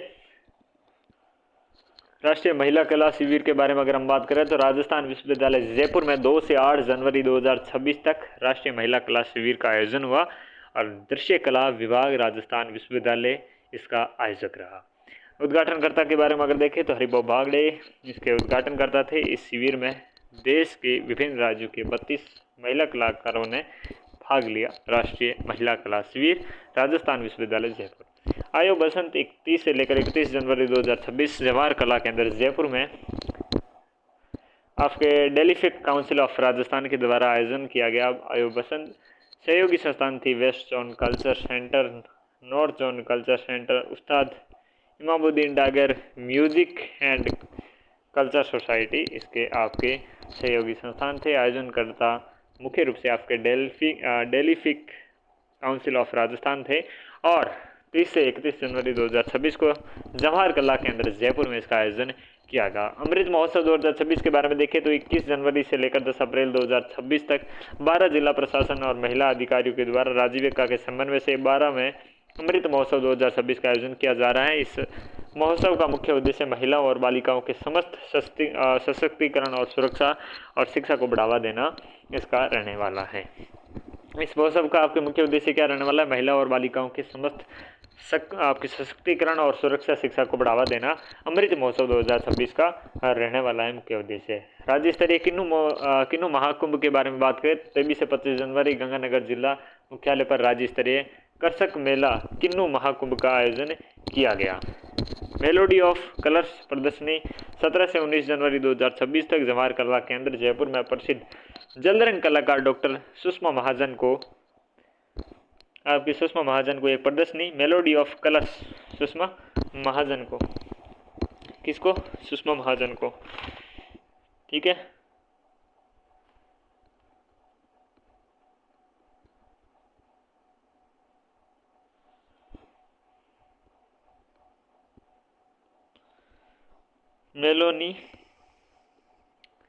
मेलोडी ऑफ कलर्स प्रदर्शनी, ये वाला क्वेश्चन भी आपके बता दूं 17 से 18, ठीक है, 17 से 19 जनवरी के मध्य 2026 तक जयपुर में मेलोडी ऑफ कलर्स नामक एक 3 दिवसीय प्रदर्शनी का आयोजन किया गया। इस प्रदर्शनी में कलाकारों में से किसे जल्द रंग कृतियों का प्रदर्शन किया गया था?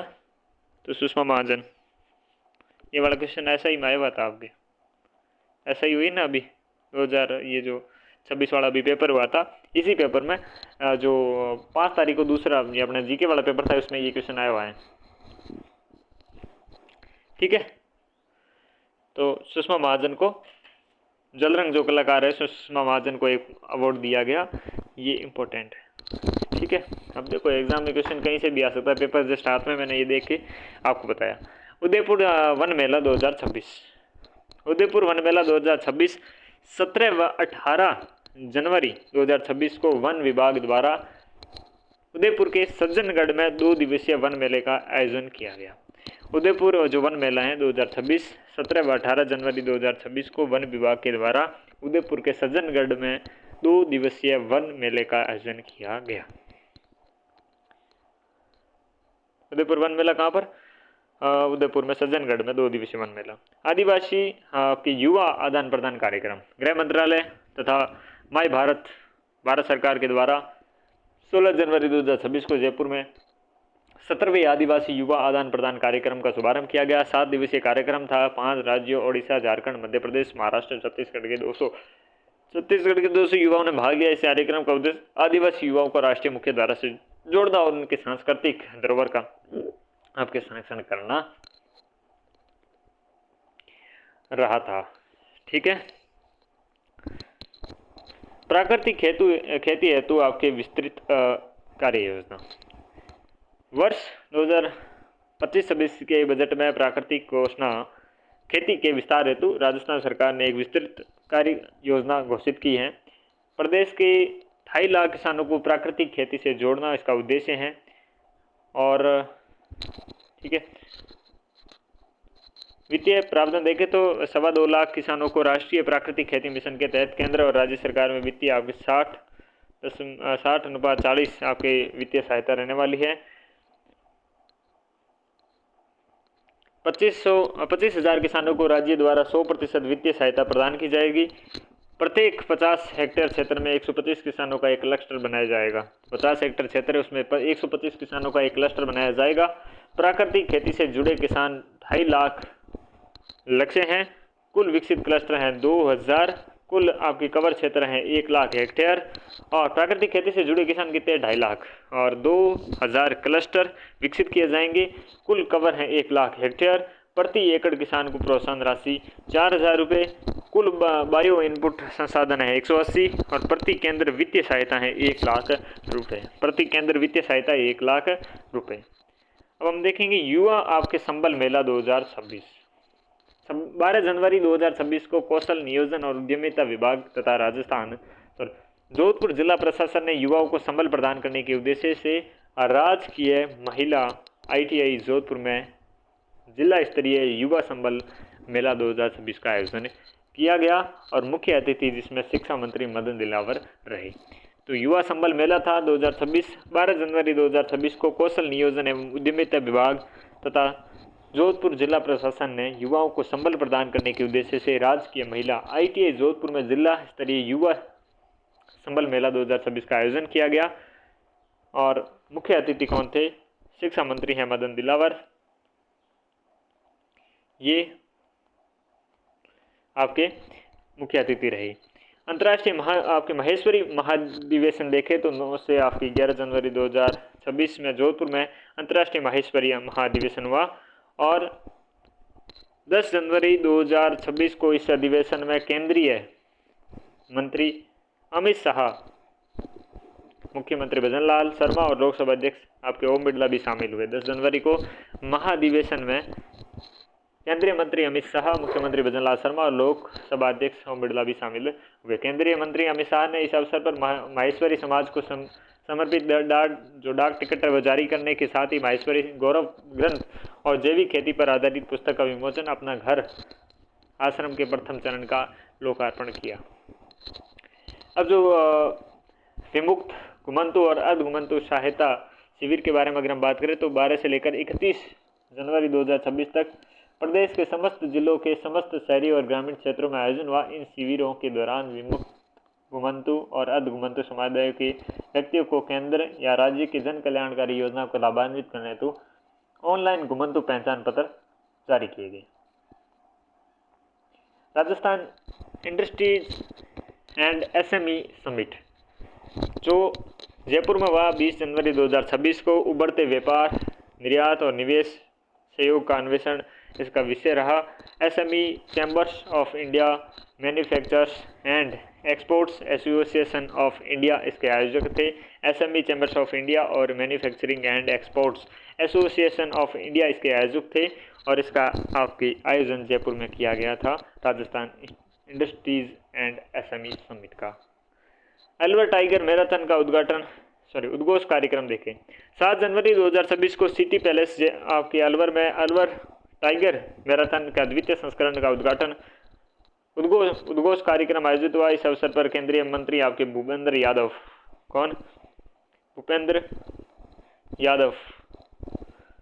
वन राज्य मंत्री संजय शर्मा और टाइगर मैराथन के ब्रांड एम्बेसडर रणदीप हुड्डा ने मैराथन के जर्सी मेडल तथा सरिस्का बाग परियोजना के कैलेंडर का विमोचन किया। तो मैराथन की जर्सी थी, मेडल था और सरिस्का बाग परियोजना के कैलेंडर का विमोचन किया भूपेंद्र यादव, वन राज्य मंत्री संजय शर्मा, टाइगर मैराथन के ब्रांड एम्बेसडर रणदीप हुड्डा ने। आगे बढ़े। इस कार्यक्रम के दौरान राजस्थान के पर्यटन विभाग एवं वी शक्ति ट्रस्ट के मध्य अलवर में खेल एवं पर्यटन को बढ़ावा देने हेतु एक MOU हस्ताक्षरित किया गया। साथ ही सिनर्जी स्टील एंड गौरी देवी कन्या महाविद्यालय ने इंडोर बैडमिंटन कोर्ट एवं एकेडमी के लिए MOU किया।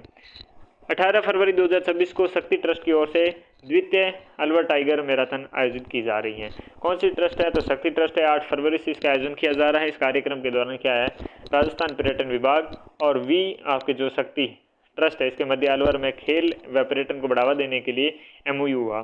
साथ ही आपकी सिनर्जी स्टील एवं गौरी देवी जो कन्या महाविद्यालय उसमें इंडोर बैडमिंटन कोर्ट व एकेडमी के लिए MOU हुआ।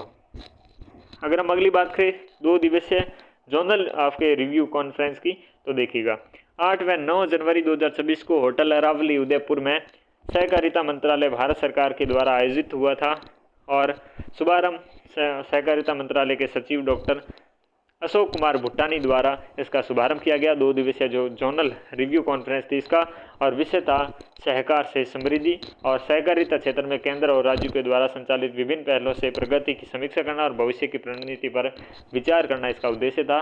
2 दिवसीय जो जोनल रिव्यू कॉन्फ्रेंस हुई सहकारिता मंत्रालय भारत सरकार के द्वारा, अशोक कुमार भुट्टानी के द्वारा जो सचिव हैं सहकारिता मंत्रालय के, उनके द्वारा शुभारंभ किया गया। होटल अरावली उदयपुर में इसका आयोजन किया गया 8 व 9 जनवरी 2026 को।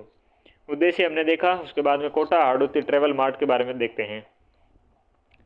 तो देखिएगा, आयोजन के बारे में बात करें, 2 से 4 जनवरी 2026 तक चंबल रिवर फ्रंट आपके शौर्य घाट और 8 हिल ऑक्सीजन सिटी पार्क कोटा में इसका आयोजन 2 से 4 जनवरी तक चंबल रिवर आपके फ्रंट शौर्य घाट और 8 हिल ऑक्सीजन सिटी पार्क कोटा में कोटा हाड़ौती ट्रेवल मार्ट का आयोजन हुआ। आयोजक था होटल फेडरेशन ऑफ राजस्थान द्वारा राजस्थान पर्यटन विभाग व केंद्रीय पर्यटन विभाग के मंत्रालय के सहयोग से। उद्घाटनकर्ता वहाँ पर है हाड़ौती के क्षेत्र में, तो वो बिड़ला होंगे। उद्देश्य आपके हाड़ौती क्षेत्र के पर्यटन संभावना को राष्ट्रीय पर्यटन उद्योग के विभिन्न हितधारकों के समक्ष प्रस्तुत करना। हाड़ौती क्षेत्र के जो पर्यटन संभावनाएं हैं उनको राष्ट्रीय पर्यटन उद्योगों के विभिन्न हितधारकों के समक्ष प्रस्तुत करना इसका उद्देश्य था। कोटा हाड़ौती ट्रेवल मार्ट 2 से 4 जनवरी 2026 को चंबल रिवर फ्रंट शौर्य घाट और 8 हिल ऑक्सीजन सिटी पार्क कोटा में इसका आयोजन हुआ। इस अवसर पर ओम बिड़ला ने मैजिकल हाड़ौती पुस्तक विमोचन और जंगल सफारी के लिए कैंटर का अनावरण किया और ट्रेवल मार्ट के लिए 3 जनवरी 2026 को मुख्यमंत्री दिया कुमारी ने B2B प्रदर्शनी का उद्घाटन किया। बिजनेस टू बिजनेस प्रदर्शनी का उद्घाटन ट्रेवल मार्ट के दौरान किया दिया कुमारी ने। मेगा PTM के बारे में देखते हैं। 23 जनवरी 2026 को स्कूल शिक्षा विभाग के द्वारा देश भर के प्रदेश भर में विद्यालयों में मेगा पेरेंट्स टीचर्स जो हैं वो मीटिंग मेगा PTM का आयोजन किया गया। मेगा PTM राज्य स्तरीय आयोजन कॉमर्स कॉलेज जयपुर में मुख्यमंत्री भजनलाल शर्मा की अध्यक्षता में किया गया। राज्य स्तरीय समारोह में मुख्यमंत्री भजनलाल शर्मा ने जयपुर में विदेशी भाषा संचार कौशल स्कूल खोलने की घोषणा की। राज्य स्तरीय समारोह में मुख्यमंत्री भजनलाल शर्मा ने एक उद्घोषणा करते हुए कहा कि जयपुर में विदेशी भाषा संचार कौशल स्कूल खोलने की घोषणा, और इस अवसर पर सभी राजकीय विद्यालयों में निपुण मेला और कृष्ण भोग का भी आयोजन किया गया। कृष्ण भोग वही होते हैं जो बच्चों को अगर कोई हमेशा अपनी तरफ से ट्रीटमेंट खाना वगैरह करवाना चाहे तो करवा सकता है। अभियान के बारे में देखते हैं। तो स्पर्श कुष्ठ जागरूकता अभियान 30 से आपके जनवरी से 13 फरवरी 2026 तक चिकित्सा एवं स्वास्थ्य विभाग राजस्थान के द्वारा स्पर्श कुष्ठ जागरूकता अभियान आयोजन किया गया। थीम थी भेदभाव का अंत और गरिमा सुनिश्चित करना। तो भेदभाव का अंत करना, गरिमा को सुनिश्चित करना इसकी थीम थी, और समाज में फैली भ्रांतियों से जड़ से खत्म करना और कुष्ठ रोग का निवारण करना इसका उद्देश्य था। ये नाम से पता चलता है। एक है बीकानेर में एक आयोजन हुआ, उसमें था फेंके नहीं हमें दे दे। यह अभियान था 27 आपके जनवरी 2026 में बाल कल्याण समिति बीकानेर के द्वारा। कौन सी समिति थी? बाल कल्याण समिति बीकानेर के द्वारा नवजात जो शिशु थे उनको संरक्षित करने के उद्देश्य से, उनको बचाने के लिए, ठीक है, बीकानेर में आयोजन हुआ कि फेंके नहीं हमें दे दे। अगर आपके कोई अवांछित आपके कोई लड़का या लड़की पैदा हो जाती है, किसी भी कारणवश आपको फेंकने की ज़रूरत पड़ रही है, तो आप फेंके नहीं हमें दे दे बाल कल्याण समिति बीकानेर के द्वारा उन नवजातों के शिशुओं को संरक्षित करने के उद्देश्य से बीकानेर में ये अभियान चलाया गया। प्रेरणा अभियान 2.0 के बारे में अगर हम बात करें तो प्रदेश के 19 जनवरी से 19 फरवरी 2026 तक निदेशालय समेकित बाल विकास सेवाएं ICDS की ओर से प्रेरणा अभियान 2.0 संचालित किया जा रहा है। ये भी आपके कौन सा निदेशालय है? समेकित बाल विकास सेवाएं ICDS की प्रेरणा आपके अभियान से जो और से प्रेरणा अभियान 2.0 संचालित किया जा रहा है। ये अभियान भी आपके एग्ज़ाम में आया था, ये भी आपके एग्ज़ाम में आया था। वो भी कौन से एग्ज़ाम में? ये था आपके, ये भी आपका एग्ज़ाम था SI का एग्ज़ाम। पेपर मेरे हाथ में है, इसमें दिया गया है स्पष्ट रूप से कि राजस्थान सरकार ने मातृ एवं शिशु पोषण और स्वास्थ्य को सुदृढ़ करने के प्रेरणा के लिए प्रेरणा अभियान 2.0 शुरू किया। इस अभियान के बारे में जो कथन दिए गए हैं उसमें सही विकल्प का चयन कीजिए। एक था कि यह अभियान 22 जनवरी से 22 फरवरी तक चलाया गया, तो गलत था। यहाँ पर 19 जनवरी से 19 फरवरी तक ये निदेशालय के द्वारा समेकित बाल विकास सेवाएं ICDS की प्रेरणा से अभियान 2.0 चलाया गया था। दूसरा कथन इसमें था कि इस अभियान के तहत ICDS सेवाओं को वंचित सभी पात्र लाभार्थियों, गर्भवती, शुरुआती 3 माह व धात्री महिलाओं, 0 से 6 वर्ष तक के बच्चों और आकांक्षी महिलाओं में किशोरी बालिकाओं का पंजीकृत किया जाएगा। ये वाला कथन सही था क्योंकि दे रखा है गर्भवती महिलाएं, 0 से आपके 6 वर्ष के बच्चों और आकांक्षी जिलों की किशोरी का 100% पंजीकरण करना, उन्हें स्वास्थ्य और पोषण की सेवाओं में जोड़ना, ये वाला कथन एकदम सही था। तो इस महीने में 3 से 4 क्वेश्चन हम देख रहे हैं सीधे सीधे, ठीक है। तो माता एवं शिशु पोषण एवं स्वास्थ्य को सुदृढ़ करना इसका उद्देश्य था और ये क्वेश्चन आपके एग्जाम में आया था। बस डेट की थोड़ी गड़बड़ थी, 19 की जगह 22 दे रखा था और इससे वो कथन गलत हो गया था। इतनी बारीकी से क्वेश्चन पूछता है। माता एवं शिशु पोषण और स्वास्थ्य को सुदृढ़ करना इसका उद्देश्य रहा था। पूरा नाम देखें तो प्रेरणा 2.0 की फुल फॉर्म देखें तो pregnancy registration and early childhood education and nutrition awareness अभियान। तो पूरा नाम क्या है? Pregnancy registration and early childhood education and nutrition awareness अभियान इसका फुल फॉर्म था। ये भी कभी पूछ सकता है। अभियान के लिए किए जाने वाले कार्य, एक है SAM अति गंभीर और MAM यहाँ पर मध्यम गंभीर। कुपोषित बच्चों की पहचान करना, जीवन के प्रथम 1000 दिनों के महत्व पर विशेष जोर देना, बच्चों की लंबाई वजन मापकर पोषण ट्रैक ऐप पर अपलोड करना, बच्चों के आधार पर आयुष्मान ID कार्ड बनाना, बच्चों के आधार और आयुष्मान कार्ड बनाने और 1000 दिनों के महत्व को समझते हुए अति गंभीर और मध्यम गंभीर कुपोषित बच्चों की पहचान करना, लंबाई व वजन मापकर पोषण ट्रैक ऐप पर अपलोड करना। लाभार्थियों को आंगनवाड़ी केंद्रों के माध्यम से विभिन्न योजनाओं का PM मातृ वंदना योजना, मुख्यमंत्री मातृ पोषण योजना, मुख्यमंत्री अमृत आहार योजना आदि से लाभान्वित करना इसका उद्देश्य था। आंगनवाड़ी केंद्र है उसके माध्यम से विभिन्न योजनाओं और PM मातृ वंदना योजना, मुख्यमंत्री मातृ पोषण योजना, मुख्यमंत्री अमृत आहार योजना आदि से लाभान्वित किया करना, ये सारे इसके उद्देश्य थे। ये अभियान और कार्यक्रम के बाद राजस्थान में प्रमुख नीतियों के बारे में अगर हम बात करें तो राजस्थान युवा नीति जो पहले पढ़ी थी वो योजना थी, वो राजस्थान युवा स्वावलंबन योजना थी, राजस्थान युवा स्वरोजगार योजना थी, वो पढ़ी थी। अब नीति पढ़ते हैं राजस्थान युवा नीति के बारे में 2026, जो 12 जनवरी को आपके 2026 को जारी की गई थी और प्रशासनिक विभाग था युवा मामले और खेल विभाग। राजस्थान युवा नीति 2026 प्रशासनिक विभाग है युवा मामले और खेल विभाग। नोडल एजेंसी है राजस्थान युवा बोर्ड, नोडल एजेंसी राजस्थान युवा बोर्ड। उद्देश्य के बारे में अगर हम बात करें तो शिक्षा एवं कौशल विकास के माध्यम से युवाओं के लिए उभरते हुए क्षेत्रों में अवसरों का विस्तार करना। एक है कि शिक्षा है, कौशल है, इसके विकास के माध्यम से युवाओं के लिए उभरते क्षेत्र हैं उनके अवसरों का विस्तार किया जाए। व्यक्तित्व विकास पर स्थानीय शासन और निर्णय जो प्रक्रिया है युवाओं को भागीदारी बढ़ाना। व्यक्तित्व जो पर्सनैलिटी डेवलपमेंट है उन पर स्थानीय शासन है, निर्णय प्रक्रिया में युवाओं की जो यंगस्टर्स हैं उनकी भागीदारी को बढ़ाया जाए। युवा अनुकूल स्वास्थ्य सेवाओं और खेलों का विस्तार, लैंगिक हिंसा से रोकथाम, युवा कलाकारों को संवर्धन और सतत विकास में युवाओं की भागीदारी करना। तो युवाओं की यंगस्टर्स की जो भागीदारी है उसको सुनिश्चित करने की बात कही गई है, चाहे शिक्षा एवं कौशल विकास के माध्यम से युवाओं के उभरते क्षेत्रों में अवसरों का विस्तार करना हो, चाहे व्यक्तित्व विकास पर स्थानीय शासन में निर्णय प्रक्रिया में युवाओं की भागीदारी बढ़ाना हो, या फिर युवा अनुकूल स्वास्थ्य सेवाओं और खेलों का विस्तार और लैंगिक हिंसा के रोकथाम, युवा कलाकारों का संवर्धन और सतत विकास में युवाओं की भागीदारी सुनिश्चित करना हो। ठीक है, मिशन देखते हैं। नीति के उद्देश्य की प्राप्ति हेतु राज्य सरकार के द्वारा स्वामी विवेकानंद युवा मिशन प्रारंभ करेगी। इस आपकी नीति के अंतर्गत स्वामी विवेकानंद युवा मिशन के प्रारंभ करेंगी, क्योंकि स्वामी विवेकानंद युवा के आपके बहुत बड़े सिंबल के रूप में काम करते हैं। युवा की परिभाषा क्या होती है? इस नीति के युवाओं के ऐसे व्यक्तित्व के रूप में परिभाषित किया जाता है जिसकी आयु 15 से लेकर 29 वर्ष है। ये युवा में आएंगे, बाकी सब या बच्चे हैं या बूढ़े हैं या अधेड़ हैं। तो फोकस क्षेत्र के बारे में देखिए, इस नीति में 7 एकीकृत फोकस क्षेत्रों के बारे में बात की गई है। ये भी कभी क्वेश्चन बन के आ सकता है कि कितने फोकस क्षेत्र हैं, तो 7 एकीकृत फोकस क्षेत्र हैं निर्धारित किए गए। इसके अंतर्गत वर्ष 2026 से लेकर 31 तक मापनीय लक्ष्य निर्धारित किए गए। फोकस क्षेत्र इस प्रकार से हैं। तो ये 7 फोकस क्षेत्र कौन कौन से, ये देखो। एक है नेतृत्व एवं सामाजिक जिम्मेदारी, दूसरा डिजिटल सशक्तिकरण और नवाचार। तो नेतृत्व एवं सामाजिक जिम्मेदारी बच्चों को देनी पड़ेगी, युवाओं को देनी पड़ेगी। और डिजिटल आपके सशक्तिकरण और नवाचार हैं, जो आज के युग की मांग है। शिक्षा और कौशल का विकास है, रोजगार, उद्यमिता और नवाचार है, खेल, स्वास्थ्य और कल्याण है, संस्कृति और विरासत और कला को बढ़ावा है, समावेश और सामाजिक समानता है। ये प्रमुख रूप से 7 एकीकृत फोकस क्षेत्र हैं। इनके अंतर्गत 26 से लेकर 31 तक मापनीय लक्ष्य निर्धारित किए गए हैं। ये आपको याद होने चाहिए। 15 से 29 तक युवा माने चाहिए।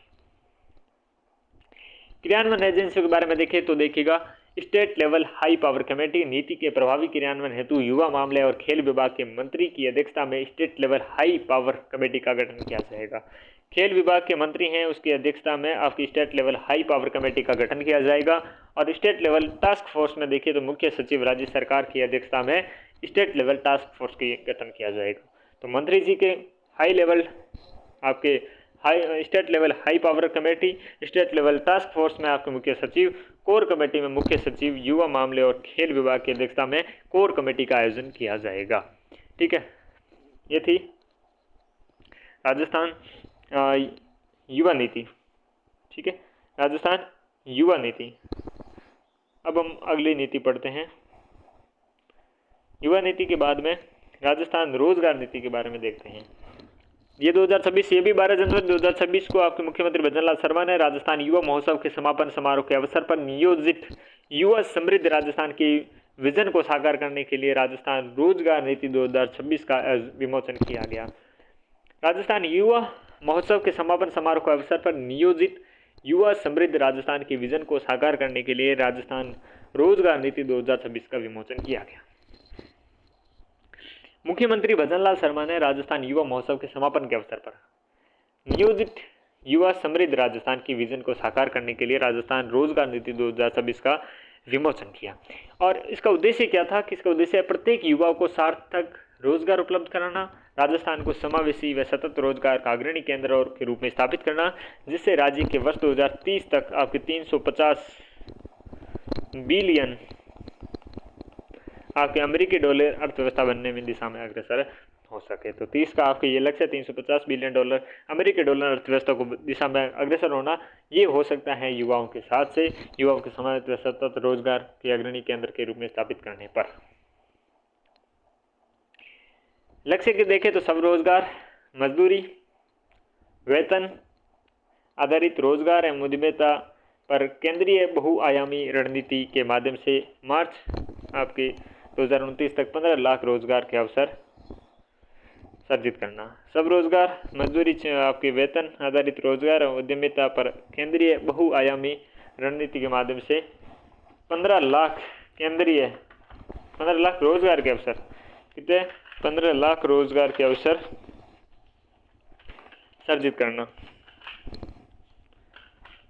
15 लाख सर्जित करना सब रोजगार या मजदूरी या वेतन आधारित रोजगार तथा उद्यमिता पर केंद्रीय बहुआयामी रणनीति के माध्यम से मार्च 2029 तक 15 लाख। ठीक है, नीति के रणनीतिक आपकी स्तंभ देखें। इस नीति के अंतर्गत 4 रणनीतिक स्तंभ हैं निर्धारित किए गए। पहला है प्राथमिक क्षेत्र और ग्रामीण अर्थव्यवस्था का पुनरुत्थान। राजीविका के माध्यम से महिला नेतृत्व वाले स्वयं सहायता समूह को सुदृढ़ करना और लखपति दीदी योजना का विस्तार करते हुए वित्तीय संसाधनों का बेहतर पहुंच सुनिश्चित करना प्राथमिक क्षेत्र और ग्रामीण अर्थव्यवस्था का पुनरुत्थान नीति के रणनीतिक स्तंभ रहेंगे। 4 रणनीतिक स्तंभ है, उसमें पहला स्तंभ यही है। और राजीविका के माध्यम से महिला नेतृत्व वाले स्वयं सहायता समूह हैं उनको सुदृढ़ करना और लखपति दीदी योजना के विस्तार करते हुए वित्तीय संसाधनों का बेहतर पहुंच सुनिश्चित करना। दूसरा है आपके वित्तीय क्षेत्र है विनिर्माण और हरित रोजगार की गति प्रदान करना। जो एमएसएमई नीति है 2024 और रिप्स 2024 के माध्यम से सूक्ष्म लघु और जो मध्यम उद्यम हैं उन उद्यमों को संबल प्रदान करना, ये दूसरा रहेगा। तीसरा है कि इसमें सेवा क्षेत्र है, इसका विस्तार करना। पर्यटन और आतिथ्य, सूचना प्रौद्योगिकी, स्टार्टअप, शहरी सूक्ष्म उद्योग, गीग इकोनॉमी को सुदृढ़ और प्रोत्साहन करना। ये तृतीय से आपके रहेगा जो सेवा का क्षेत्र रहता है। तृतीय में वैसे भी सेवा का क्षेत्र रहता है जिसमें पर्यटन का, आतिथ्य, सूचना प्रौद्योगिकी, स्टार्टअप, शहरी सूक्ष्म उद्योग उद्यम और गिग इकोनॉमी के सुदृढ़ आपके प्रोत्साहन करना। चौथा है सार्वजनिक क्षेत्र में रोजगार को सुदृढ़ करना, सरकारी नौकरियों को पारदर्शी एवं आपके समयबद्ध भर्ती सुनिश्चित करना। ये भी इसका आपके राजस्थान रोजगार नीति में रहने वाला है। डिजिटल एवं प्रशासनिक ढांचा, नीति के प्रभावी क्रियान्वयन को सुनिश्चित करने के लिए एक सुदृढ़ आपके ढांचा विकसित किया गया है।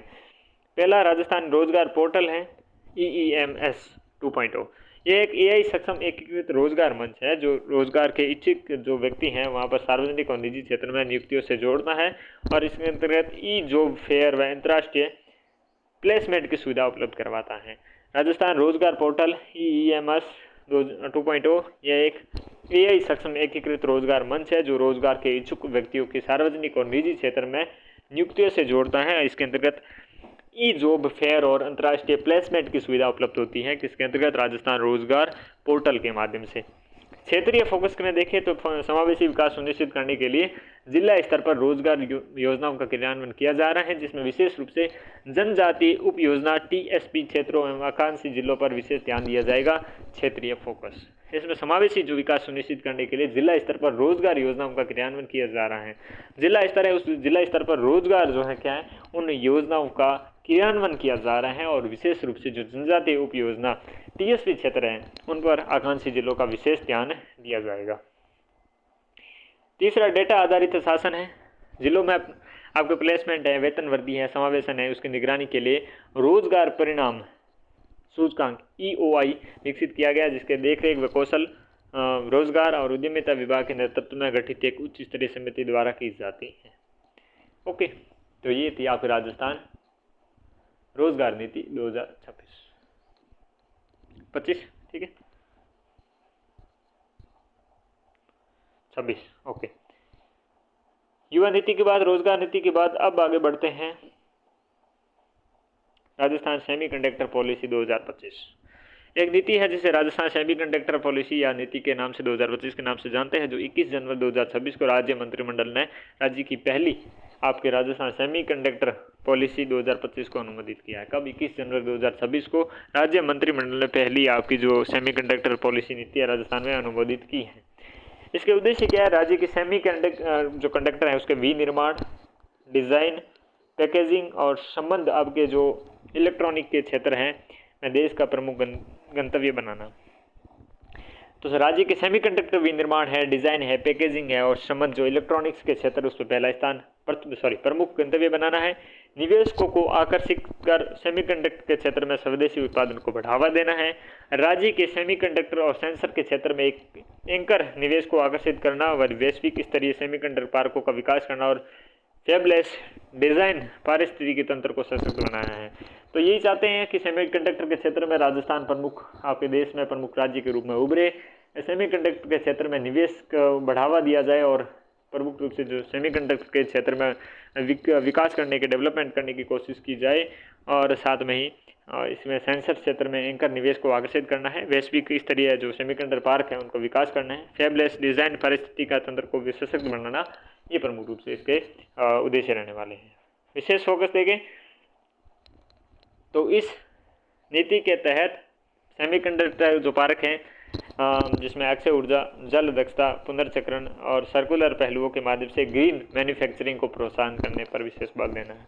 इस नीति के तहत सेमीकंडक्टर पार्कों में अक्षय ऊर्जा, जल दक्षता, पुनर्चक्रण और सर्कुलर जो पहलू हैं उनके माध्यम से ग्रीन मैन्युफैक्चरिंग को प्रोत्साहन करने पर विशेष बल देना इसकी रहने वाली है प्रमुख बातें। सेमीकंडक्टर जो पार्क है उसमें अक्षय ऊर्जा है, जल दक्षता है, पुनर्चक्रण है, सर्कुलर पहलू हैं, उन पर माध्यम से ग्रीन आपकी मैन्युफैक्चरिंग है उसको प्रोत्साहन करने पर विशेष बल दिया जाना है।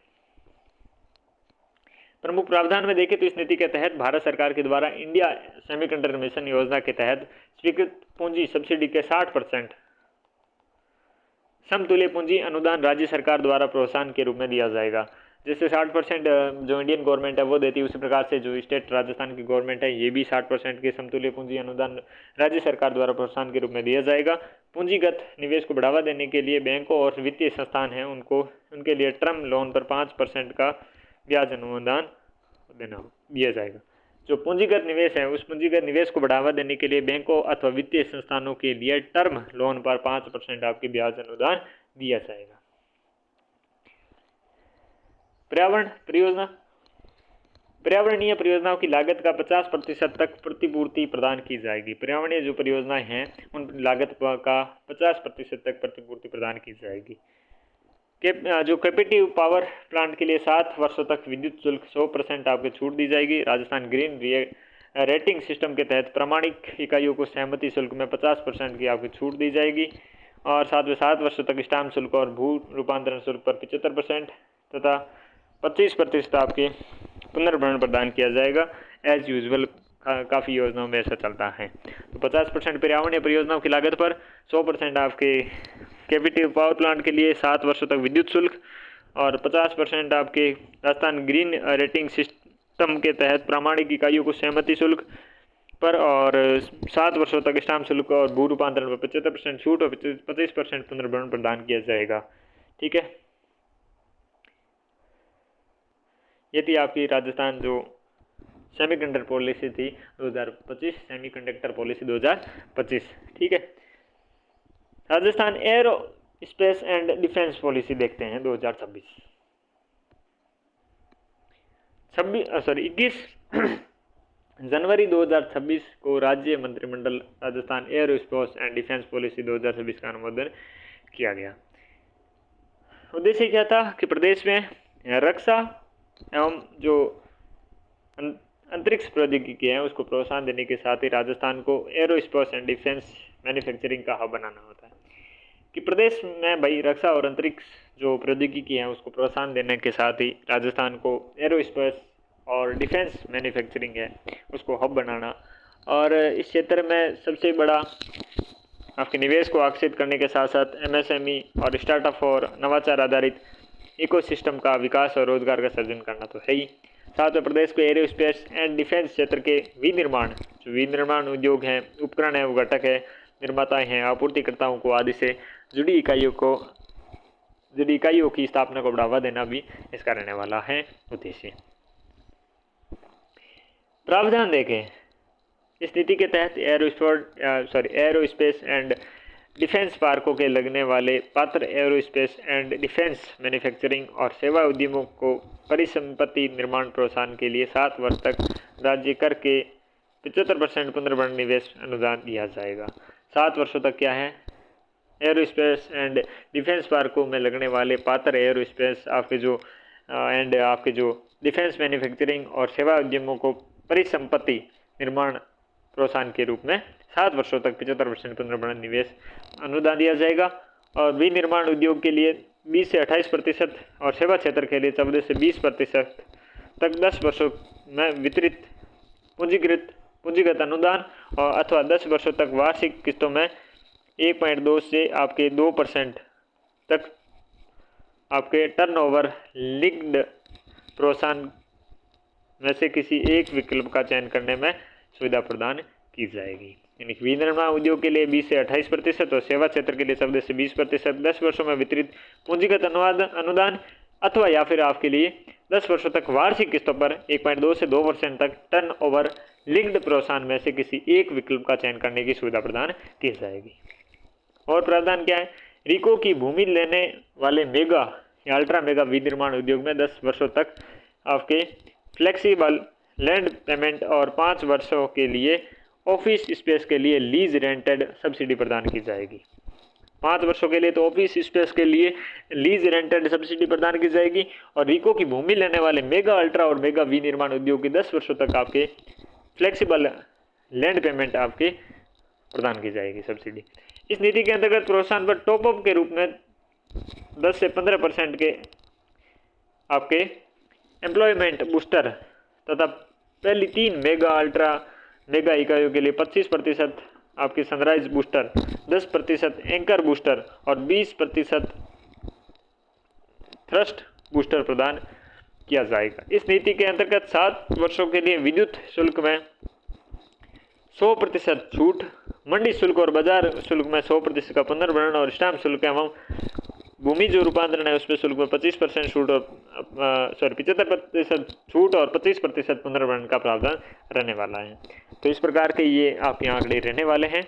और इस नीति के अंतर्गत विनिर्माण परियोजनाओं और सेवा क्षेत्र में अंचल पूंजी निवेश के आधार पर 3 श्रेणियों में बनाई गई इस प्रकार से वर्गीकरण है। देखिएगा, एक लार्ज, एक मेगा, फिर अल्ट्रा मेगा। और न्यूनतम अचल पूंजी निवेश विनिर्माण परियोजना और न्यूनतम अचल पूंजी आपके निवेश सेवा क्षेत्र। तो विनिर्माण और सेवा क्षेत्र, तो लार्ज में 50 से आपके 300 करोड़, मेगा में 300 से लेकर 1000 करोड़ और अल्ट्रा में 1000 से ऊपर। ठीक है, वहीं सेवा क्षेत्र में 25 से लेकर 100 करोड़ रुपए हैं लार्ज, 100 से आपके 250 करोड़ रुपए हैं मेगा और 250 से अधिक है वो है अल्ट्रा मेगा। ठीक है, ये आपको याद होने चाहिए। लार्ज में 500 से 50 से 300, 300 से 1000 मेगा, अल्ट्रा में है 1000 से ऊपर।